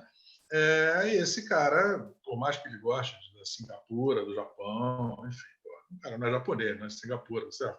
Não tem família, não tem amigos, enfim, é um negócio mais, quer dizer, é mais difícil, né? Uma adaptação, o mais decente, civilizado que seja o país. Aí ele quer voltar para o Brasil, mas não tem a menor possibilidade de voltar para o Brasil, porque, afinal de contas, ele já está há 20 anos afastado e aquilo lá está muito pior do que estava antes, né? Então, qual é a cidade brasileira mais segura, mais, talvez mais central, que ele vai sentir de uma forma? Lisboa, ou o Porto, vai. Então, acaba que a gente hoje fala que o Lisboa, né, entenda-se Porto também, é hoje a cidade brasileira mais segura. E é bem por aí mesmo, né? Aqui em Cascais, por exemplo, né, onde nós estamos aqui, eu e o Fabiano, que tem de carioca e de gaúcho, principalmente, acho que o carioca e o gaúcho se identificam muito com Cascais. É impressionante, impressionante. Tem paulista, tem nordestino e tal, mas é muito carioca e muito, muito gaúcho, né? Enfim, é um pouco disso tudo que a gente está falando mesmo, Cris. Eu acho que são muito atrativos, né, por várias razões, e acaba que essas pessoas que eu mencionei aqui, dos expatriados, um vem, fala para o outro, né, até muita indicação de amigos, né, e as pessoas se sentem muito bem aqui, né, porque eles sentem mais ou menos a civilidade que ele tem em Singapura, no México, onde quer que seja, não sei se o México é um bom exemplo, mas o Japão, né, e um clima de Brasil, né? É um clima de cultura, como eu falei, cultura, religião, é comida, né? Enfim, eu acho que são muitos atrativos, né? Eu acho que a gente podia dar uma avançada agora aí, já está no... Tem o Fabiano agora? Como é que é o negócio aqui? Não, eu queria pegar um gancho da Tintin, que ela falou sobre essas reportagens todas que saíram sobre Portugal, e realmente esse ano, um ano atípico, mas Portugal continua em destaque. E aí a Tintin falou de uma reportagem que me chamou muita atenção esse ano, que foi da Forbes, dizendo que o Algarve era o melhor lugar para se viver pós-Covid, né? Essa reportagem circulou o mundo aí, enaltecendo o Algarve como um dos destinos com a melhor qualidade de vida. Nós conhecemos bem o Algarve e a gente sabe que os nossos clientes, ao longo desses anos que nós estamos aqui com o escritório em Lisboa, também foram mudando de perfil, né? Quer dizer, iniciaram ali comprando, investindo na Alfama, depois Chiado, Príncipe Real, aí depois começaram nas Avenidas Novas, Campo de Ourique, depois começaram a olhar para o norte do país, Porto, Braga, e Algarve talvez, não sei se é o lugar do momento, a gente só vai poder dizer isso daqui a alguns anos, mas pelo menos entrou no radar, né? O Algarve entrou no radar dos nossos clientes. Portugal é bem mais do que Lisboa, né, César? Portugal é um país pequeno, mas com muitas opções. É verdade. E assim, eu tinha um certo paradigma, né, de que, como eu tinha filha pequena, né, e eu queria que ela estudasse numa escola de língua inglesa, até porque naquele momento eu ainda não tinha toda a convicção, né, de Portugal era apoiar da vida. Hoje eu estou aqui construindo uma casa que já era para estar pronta, porque tem esse probleminha aqui também, né, pessoal? Não é fácil, as coisas não são fáceis aqui, as coisas para andar no ritmo que a gente gosta, no ritmo que a gente tem, né? O ritmo aqui é outro, né? O ritmo aqui é bem outro. Então, pode contar que se o teu planejamento para construir tua casa é 1 ano, bota 2 aí, né? Porque você vai ter que gerenciar a sua ansiedade, não é fácil. Mas, enfim, mas tem suas vantagens também, né? Acho que isso acaba aquela qualidade de vida, é o ritmo, né? A gente precisa se adequar, né? Eu estou me adequando, para mim não tem sido fácil essa adaptação do ritmo de trabalho, principalmente aqui, né? Mas, entre prós e contras, os prós são muito maiores. E em terra de céu, quem tem o olho é rei, né? Então, não é à toa que a gente já fez aqui 13 projetos e conseguimos ter essa posição aí de ser um dos principais canais internacionais hoje, e por aí vai. Mas, às vezes, cansa, tem que depender dos locais, né? Dos profissionais locais. Dito isso, eu tinha um certo paradigma, por exemplo, com relação à escola. Eu falei, não, eu preciso estar em Lisboa, no Porto, que é onde tem escola boa, e tal, americana, que não sei o que e tal, né? Medo engano, né? A gente hoje vê que o Algarve tem uma belíssima escola americana. Do outro lado do rio, aqui, Almada, né? O pessoal que gosta de ficar aqui perto da Costa da Caparica, tem uma das melhores escolas de língua inglesa de Portugal. Um negócio... Então, assim, é bem o que você falou mesmo. Você pode ir para onde você quiser, que você vai ser bem atendido do ponto de vista de educação, de saúde, as coisas básicas, né, que a gente precisa, né? Eu acho que é bem isso mesmo. Eu acho que a gente podia agora mover aqui um pouquinho para falar da lei da nacionalidade, né? Eu acho que eu vi, acho que a Cris, né, ia perguntar, né? Você ia comentar, né, Cris? A gente teve, César, muita pergunta, né? Muito questionamento quando veio aí essa novidade, né? Essa notícia que a lei tinha mudado. A gente até fez uma live, né, com o Flávio, que é nosso parceiro. Então, acho que é bacana falar disso um pouquinho. E, acho que enfim... é uma boa notícia. Uma boa notícia. A gente, como falamos aqui, temos um grande parceiro aí que conhece tudo dessa questão de nacionalidade. O que a gente pode adiantar é que bem recentemente, houve uma nova mudança aí nessa lei de nacionalidade, que veio para melhor, né? Para facilitar principalmente os brasileiros, né? Que tem muito essa coisa de ter avô, bisavô, português, né? O vínculo, né? Do parentesco. Além disso, você tinha que comprovar vínculos com Portugal, né? E esses vínculos passavam por algumas situações que às vezes complicava a vida das pessoas, que era, por exemplo, você mostrar que tinha que via com frequência a Portugal, ou que tinha um imóvel em Portugal, ou que você era associado a alguma associação, algum clube português. Então o pessoal andou entrando aí de sócio, né, no ginástico português, no Vasco da Gama, coisa parecida, né? Enfim, então tinha lá um conjunto de situações que você tinha que formatar bem para dar certo. Isso caiu, isso foi revogado, então agora ficou mais preto no branco. Uma vez que você consiga comprovar o seu parentesco, não se faz mais necessária essa parte da ligação com Portugal. Então, a gente tem até exemplos, né? O próprio Flávio deu, né? Que a sócia dele, por exemplo, né? Conseguiu uma cidadania através do tataravô. Olha que maluquice. Por quê? Porque ela tem o avô dela vivo, o avô dela é vivo. Então, o avô dela vivo consegue puxar a cidadania do avô dele, que é o tataravô dela, né? Então, uma vez que o avô dela consegue puxar a cidadania do avô dele, né? Ele passa para o pai dela, que por sua vez passa para ela, né? Então isso é caso a caso, né? Mas ficou bem mais tranquilo, né? Bem mais fácil obter a cidadania, e também para o casal, né? você compra, se não me engano, são 6 anos, né, Fábio? Eu acho que a partir de 6 anos casados, se você é português, sua esposa, o seu marido também passa a ter direito. Então, isso vem ajudando também, né, a pessoas que estão buscando a nacionalidade, seja para poder passar para um filho, ou seja para vir adquirir o direito de residência, né? Porque a gente acabou não falando talvez aqui em detalhes, mas por que o Golden Visa, né? Ou por que a nacionalidade? Se você pretende viver em Portugal, né, ou qualquer outro país da comunidade europeia, não precisa ser Portugal, tá? Você, como português, pode viver na França, pode viver na Itália, onde você quiser, né? Desde que seja da comunidade europeia. Então, uma vez que você tem o passaporte europeu, estamos resolvidos, né? Eu, por exemplo, consegui ter o meu passaporte italiano, né, minha nacionalidade italiana, e vim como italiano. Aqui para eles eu sou italiano, né? Se você não tem este passaporte europeu, nenhum dos dois do casal tem, pelo menos um dos dois do casal tem que ter. O outro vem como marido ou como esposa, tá? É como se, enfim, é um processinho que você faz aqui para reunião familiar, né? Tem outro termo aqui. Agrupamento familiar. Agrupamento familiar, não é isso? Então, mas se um dos dois é europeu, ok. Se não é que você vai ter que optar por aqueles vistos, seja visto aposentado, né, o de estudante, ou o Golden Visa é um outro caminho, certo? Outra opção, isso para você poder vir ter residência e trabalhar em Portugal, né? Estar aqui legalmente, tá certo? Então, essa é uma boa notícia aí também da mudança da lei. Eu chamo a atenção de todo mundo que tiver interesse sobre esse assunto, pode enviar um e-mail para atendimento@globaltrust.com.br. A gente vai ter todo o prazer de encaminhá-los, indicá-los para um dos nossos advogados parceiros que podem dar conta dessa situação, dessa questão. César, eu acho que você deixou para o final aquilo que você chamou de pérola, pelo menos eu acho que é esse tópico, que é falar sobre financiamento bancário. Também dá uma palhinha sobre câmbio, acho que é uma dúvida que muitos clientes nossos têm, como remeter dinheiro para fora do país, de que forma a Global Trust pode ajudar. Mas o financiamento bancário é o que tem surpreendido, as condições do financiamento é o que tem surpreendido a maioria dos nossos clientes, né? Dentre as maravilhas de Portugal, talvez do ponto de vista financeiro, né, uma das principais é o dinheiro aqui é muito barato, né? O que eu quero dizer com isso?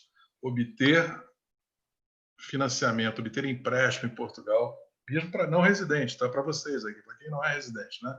Você é estrangeiro, né? É muito fácil e muito barato, né? Não é historinha de Papai Noel, apesar de a gente estar aqui às vésperas do Natal.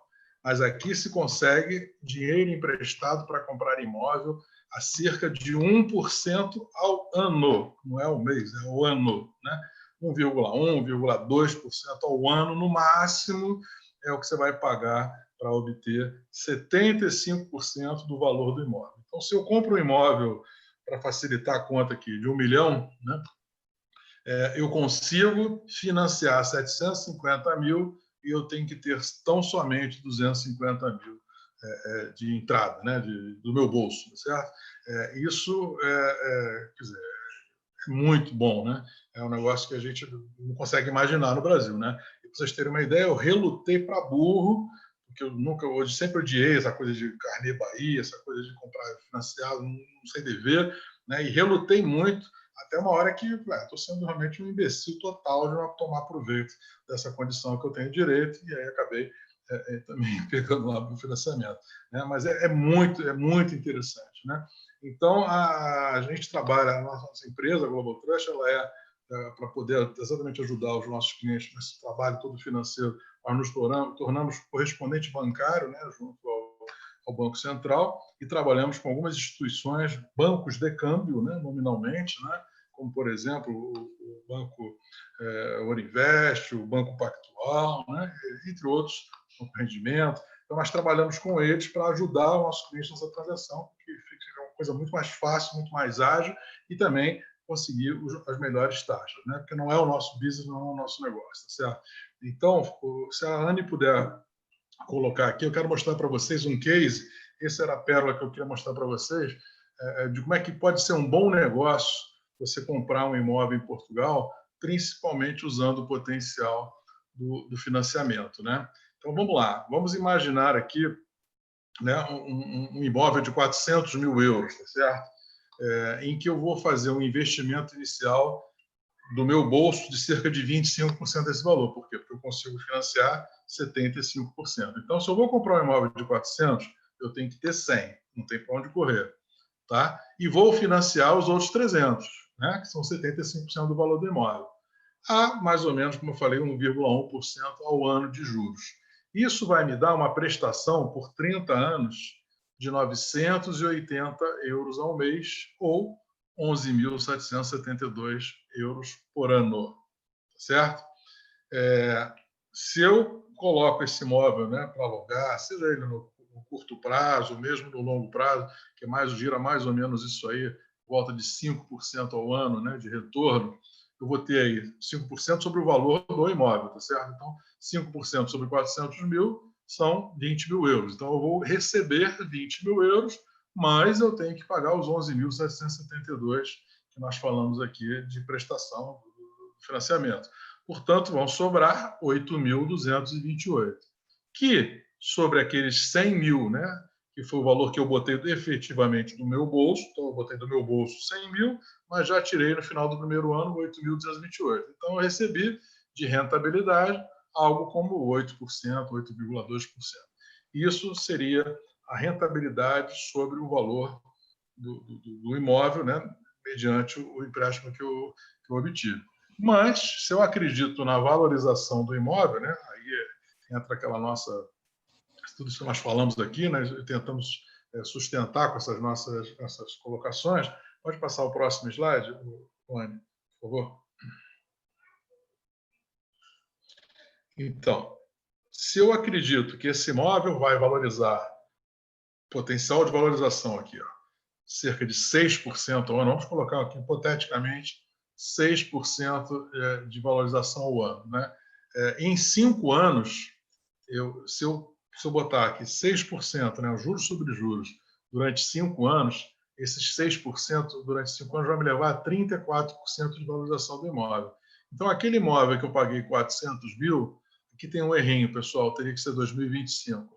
Em 2025, ele estará valendo 536 mil euros, certo?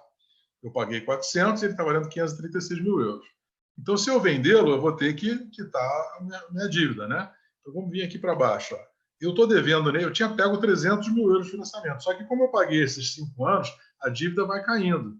Então, eu estou devendo 250 mil. Eu vou pegar 250 mil e vou devolver, vou pagar para o banco e me livrei do banco. Eu vou ter custos de venda, eu vou ter que pagar corretagem, né? Enfim. E eu vou também incluímos ele aqui.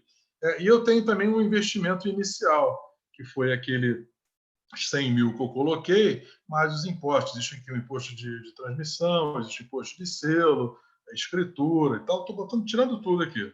Então, nós estamos falando aqui de 93 mil euros sobraram. Sobraram 93 mil euros. Esses 93 mil euros sobre os 100 mil que eu tinha investido inicialmente, nos leva aqui a 93%. Né? Em 5 anos, e se eu anualizar isso aqui, nós estamos falando de mais ou menos 14% ao ano. Né? Isso César, aqui... vale falar que esse percentual aí de rentabilidade é líquido já, tá? Já pagou imposto, né? Só está para pagar imposto de renda, mas já pagou imposto sobre locação. Aqui nos custos de venda eu tenho aqui imposto sobre locação, você está dizendo? A locação no outro slide, né? A locação no outro slide. No anterior, Aqui eu já tenho aqui esses custos de venda, eu tenho inclusive a tributação do ganho de capital, acho que isso quer dizer, né? O ganho de capital. Aqui eu tenho a comissão de venda e tenho o ganho de capital.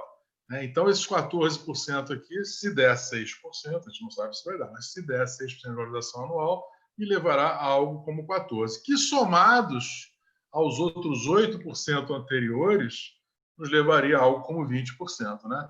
Então, assim... César, você está sendo muito otimista? Tá bom, posso estar sendo otimista. Enfim, não acho que seja otimismo, mas vamos tentar ser, então, um pouco mais conservador. Vamos reduzir isso aqui à metade, pessoal. Vamos dizer que o potencial de valorização seja de 3% ao ano. Se eu reduzo isso aqui à metade, tudo vai estar caindo aqui à metade. Né? Os 34 vão virar 17, os meus 93 vão virar 46, os meus 14 vão virar 7%, que seja. Que é maravilhoso, tá certo? Você ter hoje em dia uma taxa de 7% né, num ambiente de juros que seja no Brasil ou no exterior próximo a zero, né, 2% no Brasil, bruto, mas nos Estados Unidos operando zero, aqui na Europa operando zero. Enfim, seja qual for o resultado aqui, tudo isso só acontece, né, gente? Só acontece por conta da oportunidade de você tomar um empréstimo a 1% ao ano, certo? É isso que E em euro, né? Claro, tudo em euro. Enfim, era só para dar uma ideia a vocês, né? Obviamente, só para dar uma ideia do potencial de financiamento, se a pessoa achar que vale a pena. Se ela tem recurso, quer comprar o próprio dinheiro, que compra, né? Mas a gente entende que isso aqui acaba sendo bastante interessante. Temos vários clientes que vieram preparados para comprar à vista, quando viram isso, acabaram ou compraram 2 imóveis, né? Você não precisa financiar os 75, pode financiar 50, 40, quando você quiser, ou até usaram o recurso de uma outra forma, né? O investimento. Pode tirar, Anne, por favor. Então, gente, a gente vê aqui, né, uma grande possibilidade de fazer bons negócios, né, baseado em todo o histórico, tudo isso que nós comentamos aqui. E acho que a gente agora podia aí abrir um pouquinho as perguntas. Me parece que tem umas perguntas aqui, né? Uma pessoa que falou umas perguntas. Acho que a Anne vai trazer as perguntas, não é isso, né?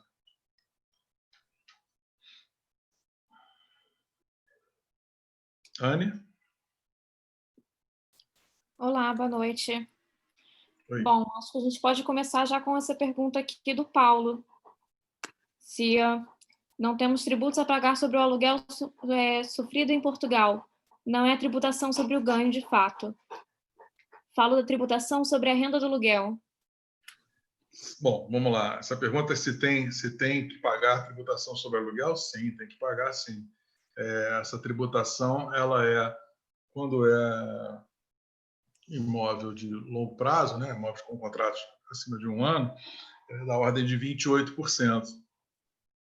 E quando é imóvel do short rental, que a gente chama, né, que é o imóvel de Airbnb, né, da vida, né, 50% dos 28%, né, a carga tributária, né? Então você pagar em torno era 35%, mas houve uma mudança aí, coisa de 1 ano atrás, e hoje são 50%. Então você vai pagar 50% da carga tributária, que são, no caso, 14%, produção de 28%. É isso aí. Tá bom? Bom, logo abaixo já temos o William ali. Entendi que o imposto sobre o lucro imobiliário está embutido em seu cálculo, mas qual o percentual que no Brasil é de 15%? É verdade, William. Foi de 28% também. 28% é o valor que você paga lá. Agora, quando você paga lá, você não precisa pagar mais 15% no Brasil. Por exemplo, lá que eu digo é aqui, né, em Portugal. Né? Se você pagou aqui os 28% em Portugal, no Brasil é 15%, aí você vai fazer aquele encontro de contas, né, de bitributação. Tá? Então, você não paga 2 vezes, não, tá bom? E uma coisa que eu esqueci de falar, mas eu estou vendo aqui que tem uma pergunta aqui, né? O financiamento, pessoal, ele é feito até os 75 anos de idade, tá? Então, para você fazer até os 75 anos de idade, se você tem 45, você pode fazer por 30 anos. Se tem 55, você vai fazer por 20 anos. Nesse exemplo que eu dei, eram 30 anos de financiamento, ou seja, a pessoa tinha que ter 45 ou menos, né? Agora, se você tiver 75% é para não residente, tá? Se você estiver residindo em Portugal e comprar o imóvel depois, né? Isso aí pode chegar até 90%, tá? Tem casos desse tipo aí também. Ok?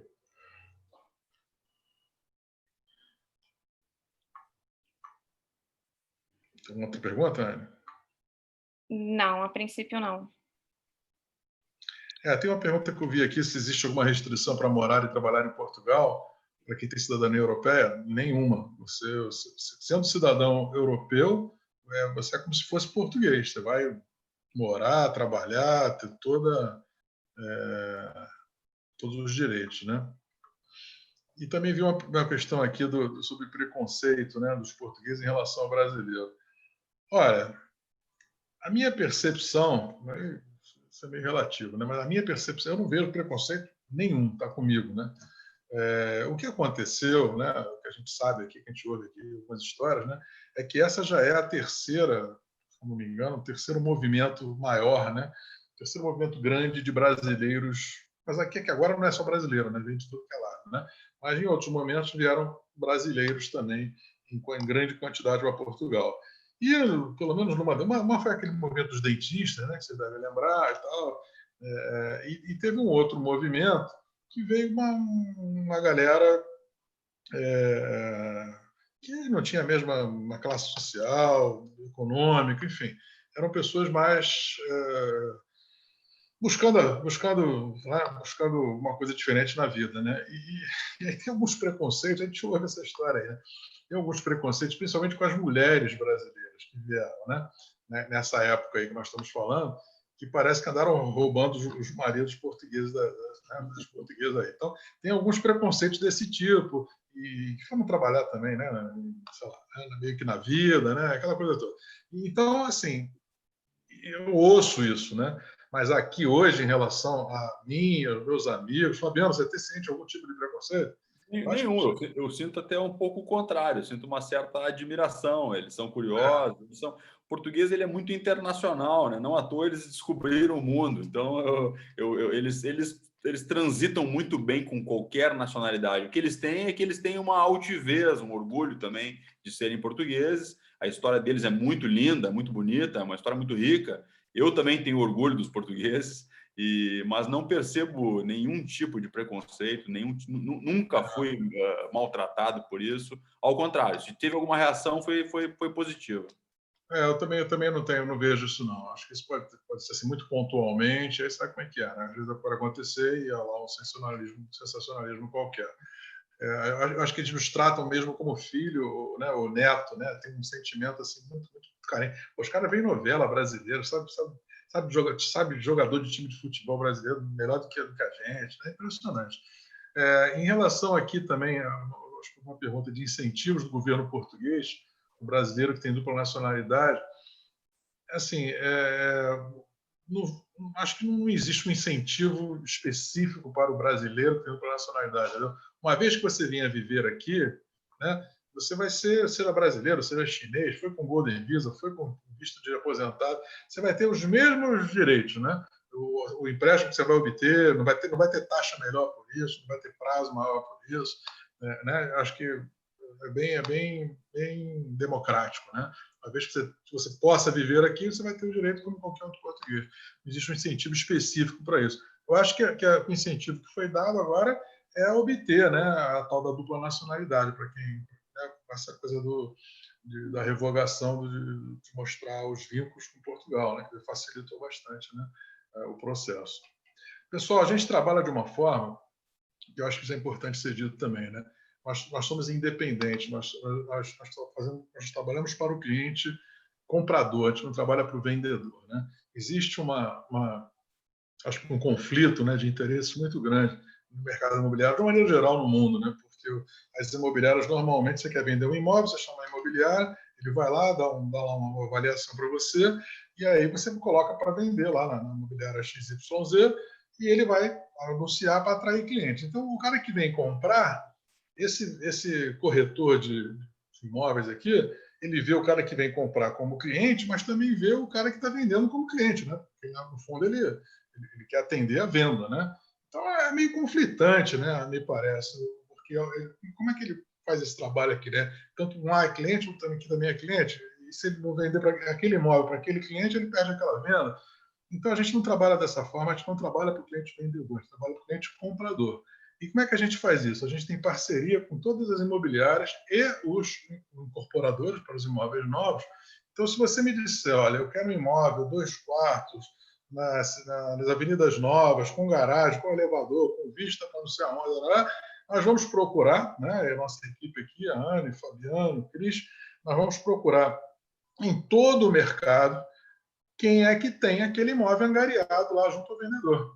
E pode ser que a gente venha a te oferecer aqui 10 imóveis e cada imóvel desse vai vir representado por uma imobiliária ou por um incorporador diferente. E nós vamos estar fazendo 10 visitas, ou quantas forem, com vocês, sempre com alguém nosso aqui. E aí sim, para a gente tanto faz, se você vai querer o A, o B, o C, o D, porque como é que nós vamos ser remunerados? Nós vamos ser remunerados pelo que aquela venda gerar de comissão para a imobiliária vendedora que vai dividir com a gente. Então, para mim, tanto faz. Eu vou receber da A, da B, da C.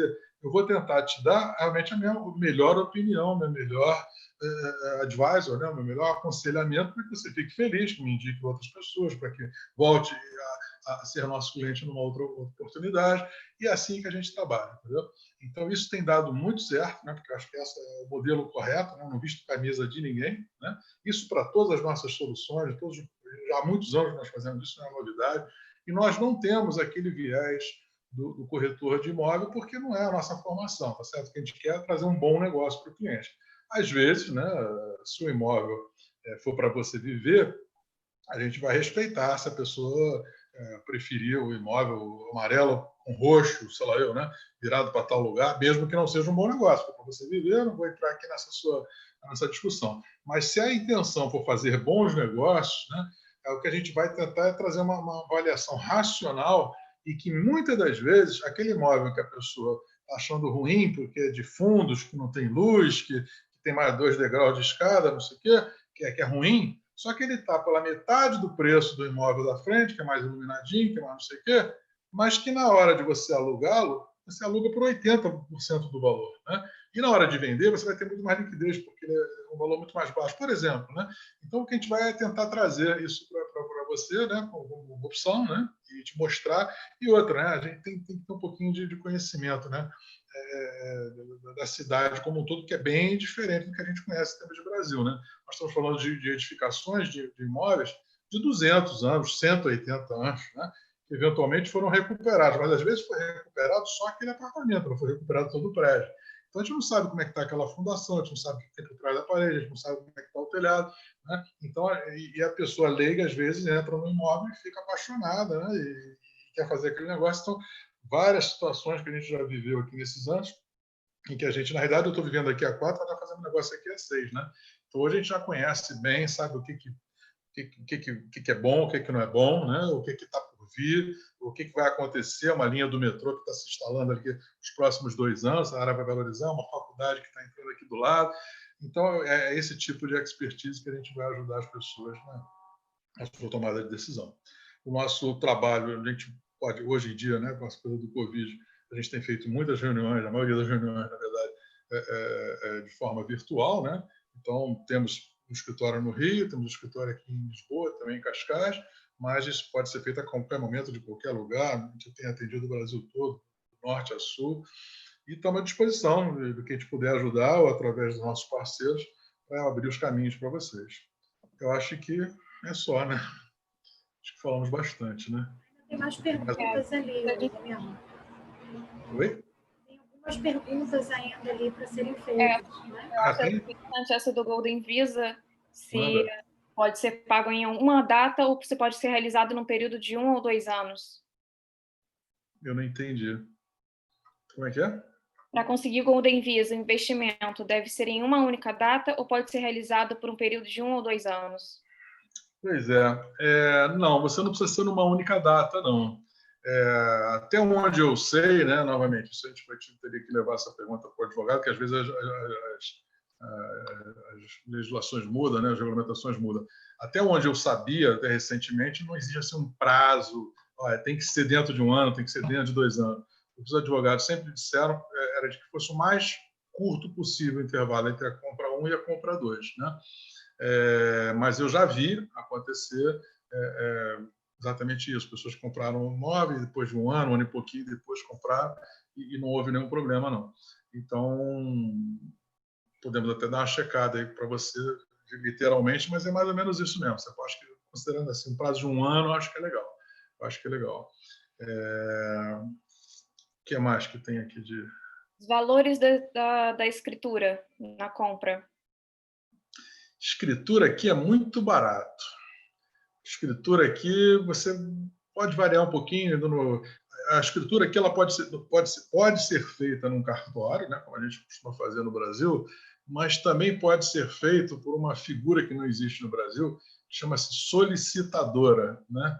É uma profissão de alguém que faz lá um determinado curso, uma certificação, e ela vai no teu escritório, vai na tua casa, vai onde for, e faz esse trabalho com as mesmas prerrogativas do cartório. E ainda pode ser feito também por advogados, tá?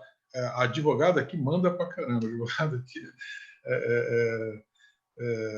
inclusive pode fazer escritura desde que também ele tenha lá um determinado acesso ao sistema e tal.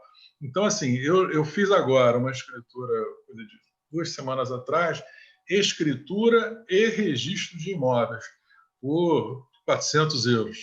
Mas já fiz também por 1.000 em cartório, entendeu? Eu diria que até 1.000 euros, né, é um valor bem decente para você fazer a escritura e registro de imóveis. Existe uma taxação aqui do imposto de transmissão. Quando você compra um imóvel, tem um imposto chamado IMT, que é da ordem aí de seus, dependendo do valor do imóvel, mas em geral da ordem de seus 6%. E mais um imposto chamado imposto de selo, que é de 0,8%. Por outro lado, existe o IMC, que é o nosso IPTU, que é extremamente barato. IMI, desculpa. IMC, mas isso, massa corporal, eu estou gordinho.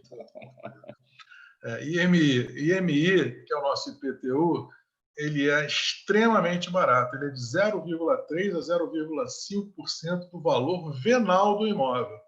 O valor venal do imóvel, como tem no Brasil também no IPTU, né? Se o imóvel valer, sei lá, se ele de fato vale 1 milhão, a tendência é que ele venha lá no valor venal pelos seus 400, pelos seus 500. E você, quando for botar 0,3% em cima disso, é nada. Pra vocês terem uma ideia, nos Estados Unidos, em Miami, o IPTU é de 2% do valor do imóvel, valor de mercado. Quer dizer, é uma diferença absurda você ter um imóvel, uma coisa até que a gente costuma falar nas nossas palestras, né?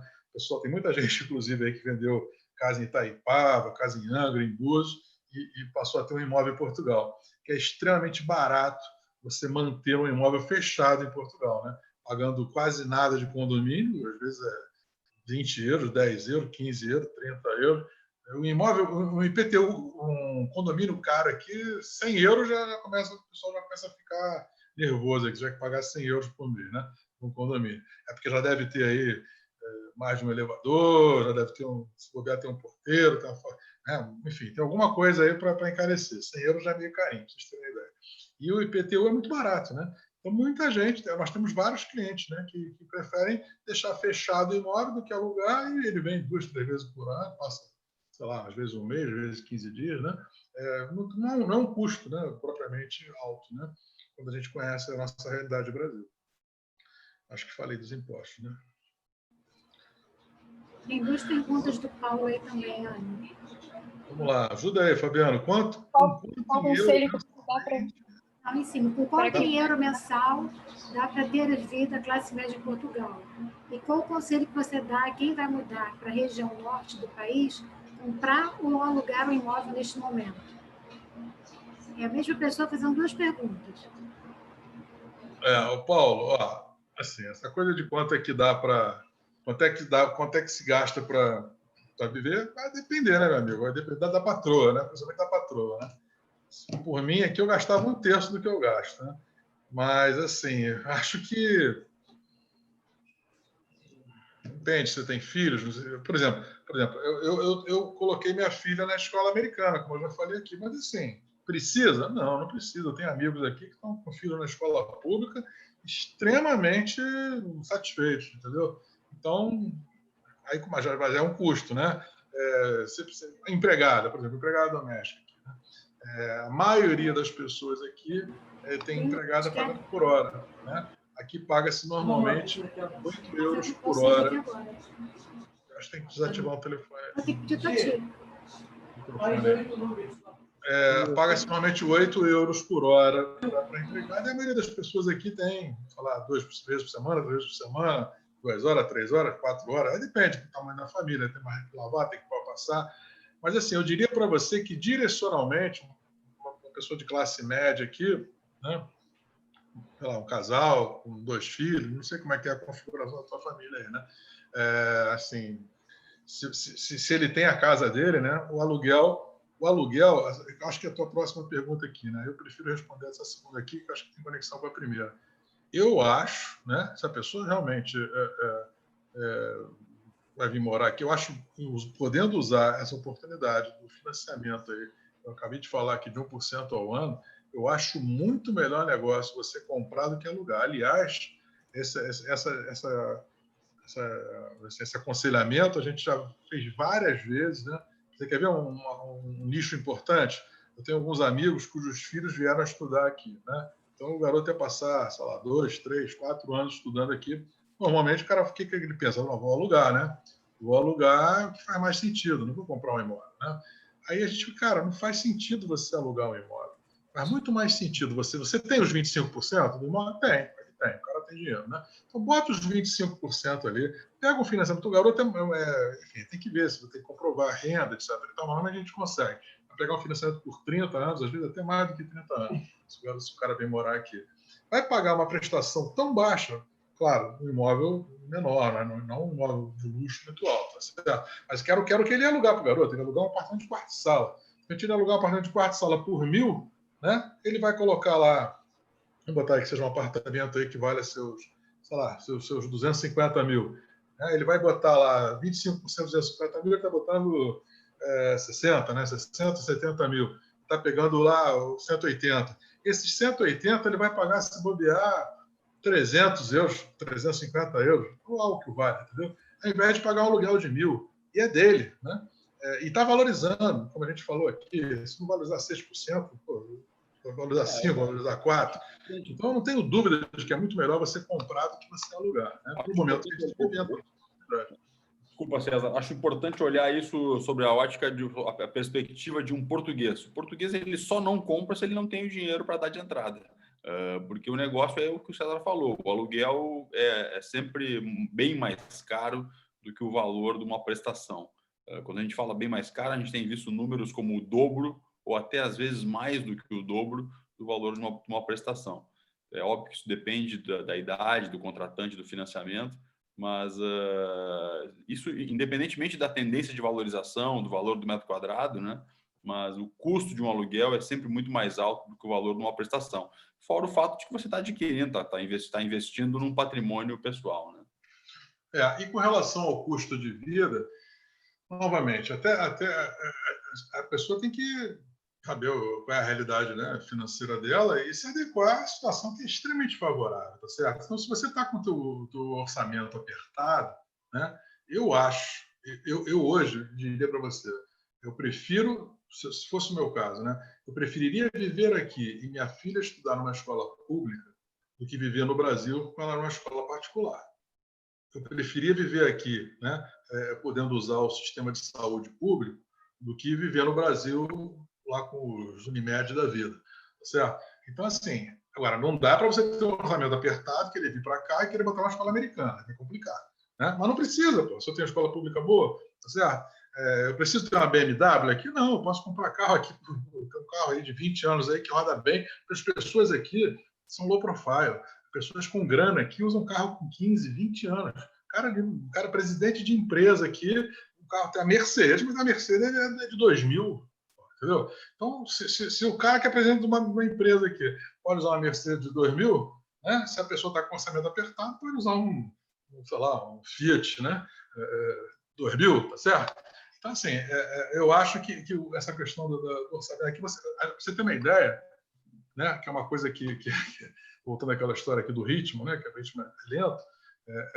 Aqui em Portugal é conhecido, por exemplo, no mês de agosto, todo Portugal, metade de Portugal vai para o Algarve. Metade de Portugal vai para o Algarve. Mas é assim, ó, vai do faxineiro ao presidente da empresa, né? E é assim mesmo, né? Claro que o presidente da empresa vai alugar uma casa lá na Quinta do Lago, ele já tem a casa dele lá, vai pagar 10 mil euros, 20 mil euros, sei lá o quê, e o faxineiro vai, ele mais 10 alugar uma casa de 300 euros, 400 euros. Mas vai. Quem é que conhece aqui, as minhas empregadas domésticas aqui, já conhece Londres, conhece Paris, né? Ao longo de 20 anos que ela trabalha, ela já comprou uma passagenzinha e foi a Paris, ela foi a Londres, né? Quem é que a gente conhece aí de empregada doméstica que tem acesso a esse tipo de coisa, que aluga casa de praia no verão? Então, aqui a vida é digna, né? E você pode fazer, mesmo com um salário mínimo baixo, né, de 600 euros, né, você consegue, porque você tem os serviços públicos, você consegue ter uma vida decente, certo? Então, essa questão do custo aí, eu acho que é perfeitamente gerenciável de acordo com com as suas necessidades, né, e o seu poder de compra, certo? Ok? Temos mais alguma outra pergunta aí ou vamos deixar para tratar depois individualmente? Então, vamos ir para quase 2 horas, né? A gente combinou aqui até uma Só hora tem e uma meia. pergunta aqui do William, né? Sim. No caso do Brasil, o cidadão está isento do imposto sobre lucro imobiliário se vender e comprar outro imóvel residencial dentro de 6 meses. Como que é em Portugal? Aqui também tem essa mesma legislação. Eu não estou seguro, para te falar a verdade, se são 6 meses ou se é 1 ano. Eu acho que é 1 ano, tá? Mas ela existe sim, né? Aqui chama-se mais-valia, né? Esse lucro imobiliário chama-se mais-valia, e você consegue exatamente, ao vender e realizar um lucro, ao comprar outro imóvel. Mas, César, é só para o residente. Para o não residente, ele tem que pagar o lucro imobiliário. Ah, tá. É para o residente, é verdade. Para o residente, entra no imposto de renda dele, ele consegue fazer esse ou diferimento ou até não pagar, né? Mas para o não residente, para quem está, o que eu quero dizer, quem está investindo, brasileiro investindo, né, comprando imóvel em Portugal, tem que pagar. Entendi. O Paulo agora está falando aqui que é um casal sem filhos. Cara, se você tiver a tua casa aqui, depende do quão você vai querer ter uma vida mais simples ou mais, enfim, ou com mais conforto. Mas eu diria que um casal aqui, no mínimo, sei lá, acho que com 1.500 euros, né? 1.000 e pouco já vive. Agora, se for querer comer todo dia em restaurante e tal, né? Aí vai complicar, né? Tendo a sua casa, tá? Acho que é razoável, né? Pensar em 1.500, né? O que vocês acham? Enio, Fabiano? Acho que sim, acho que sim. O custo principal é o custo da casa, do imóvel, né? Sempre aqui. Então, como você falou, se tem a casa própria, já o custo vai para um mínimo. Oi? Eu também acho que sim. É um valor razoável. Acho que sim. É isso aí. Gente, obrigado então, boa noite. Ficamos aí os nossos contatos aí para quem quiser entrar em contato. Nós temos aí uma atividade bastante grande no Instagram, né? Global Trust Portugal, LinkedIn também, né? Enfim, fica à vontade aí para perguntar o que quiserem. Nosso objetivo é ajudar mesmo a promover Portugal. Claro, queremos fazer negócio, e a gente se remunera quando acontece o negócio, né? Na área imobiliária. Mas é uma questão de tempo. Às vezes a pessoa não está pronta ainda, mas às vezes nós vamos aí 1, 2, 3 anos até que a pessoa, né, tome a decisão ou tenha condições de fazer o negócio, e a gente está aqui para ajudar. Esse é o nosso principal objetivo e nossa missão. Muito obrigado aí, boa noite para todos. Boa noite, pessoal. Obrigada a todos pessoal, aí, boa noite. Obrigada, César, obrigada, Cristiane, Anne, Fabiano. Obrigado. Obrigada, Carla. Um Feliz Natal aí para vocês todos. Feliz Natal para todo mundo. Muita paz. E que em 2021 a gente consiga trabalhar junto, né? E estaremos aí de volta. A ideia é a gente fazer mensalmente, Carla, essa nossa... Isso vai ser ótimo. Até mesmo para as pessoas que não conseguiram entrar, e a gente vai fazer sim mensalmente. Sua ideia é perfeita, genial. Vamos fazer. Valeu. Tá bom? Muito obrigada a todos aí e até a próxima, se Deus quiser. Tchau, fiquem com Deus. Tchau, tchau. Tchau, Carla. Valeu, Obrigada. Cássio. Obrigado. Obrigada a vocês todos. Obrigada, Arlindo. Valeu, Acácio. Valeu, Totonho. Jair. Xande. Valeu, Cezinha. Parabéns. Valeu, César. Parabéns pelo webinar. Foi genial. Mas depois a gente se fala, tá? Mas valeu mesmo. Parabéns aí. E conte com a gente aí para qualquer coisa aqui da Espanha. A gente podia combinar, Cássio, aqui depois uma live aí contigo aí. A gente faz outras lives também, né? Será um prazer. Mas antes eu queria tentar agendar com você, para eu te passar um pouco, mais ou menos, o que eu estou fazendo aqui também, né? Tá bom. E aí, se você quiser depois fazer uma live um pouco de comparação. Amanhã eu estou tranquilo. Hoje foi um dia mais complicado. complicado, mas amanhã eu estou tranquilo. Amanhã a gente pode conversar. A partir de que horas? Eu também estou tranquilo, porque está chovendo por aqui. Eu tenho... Deixa eu ver. Tem uma reunião às 11. Me Depois- passa o link, então. Ou então, eu te passo o meu. Como é que você quer? Eu te passo o meu link? Como é que você quer? Pode ser. Amanhã, entre meio-dia e... Quer dizer, meio-dia meu, né? Que para você é 1, né?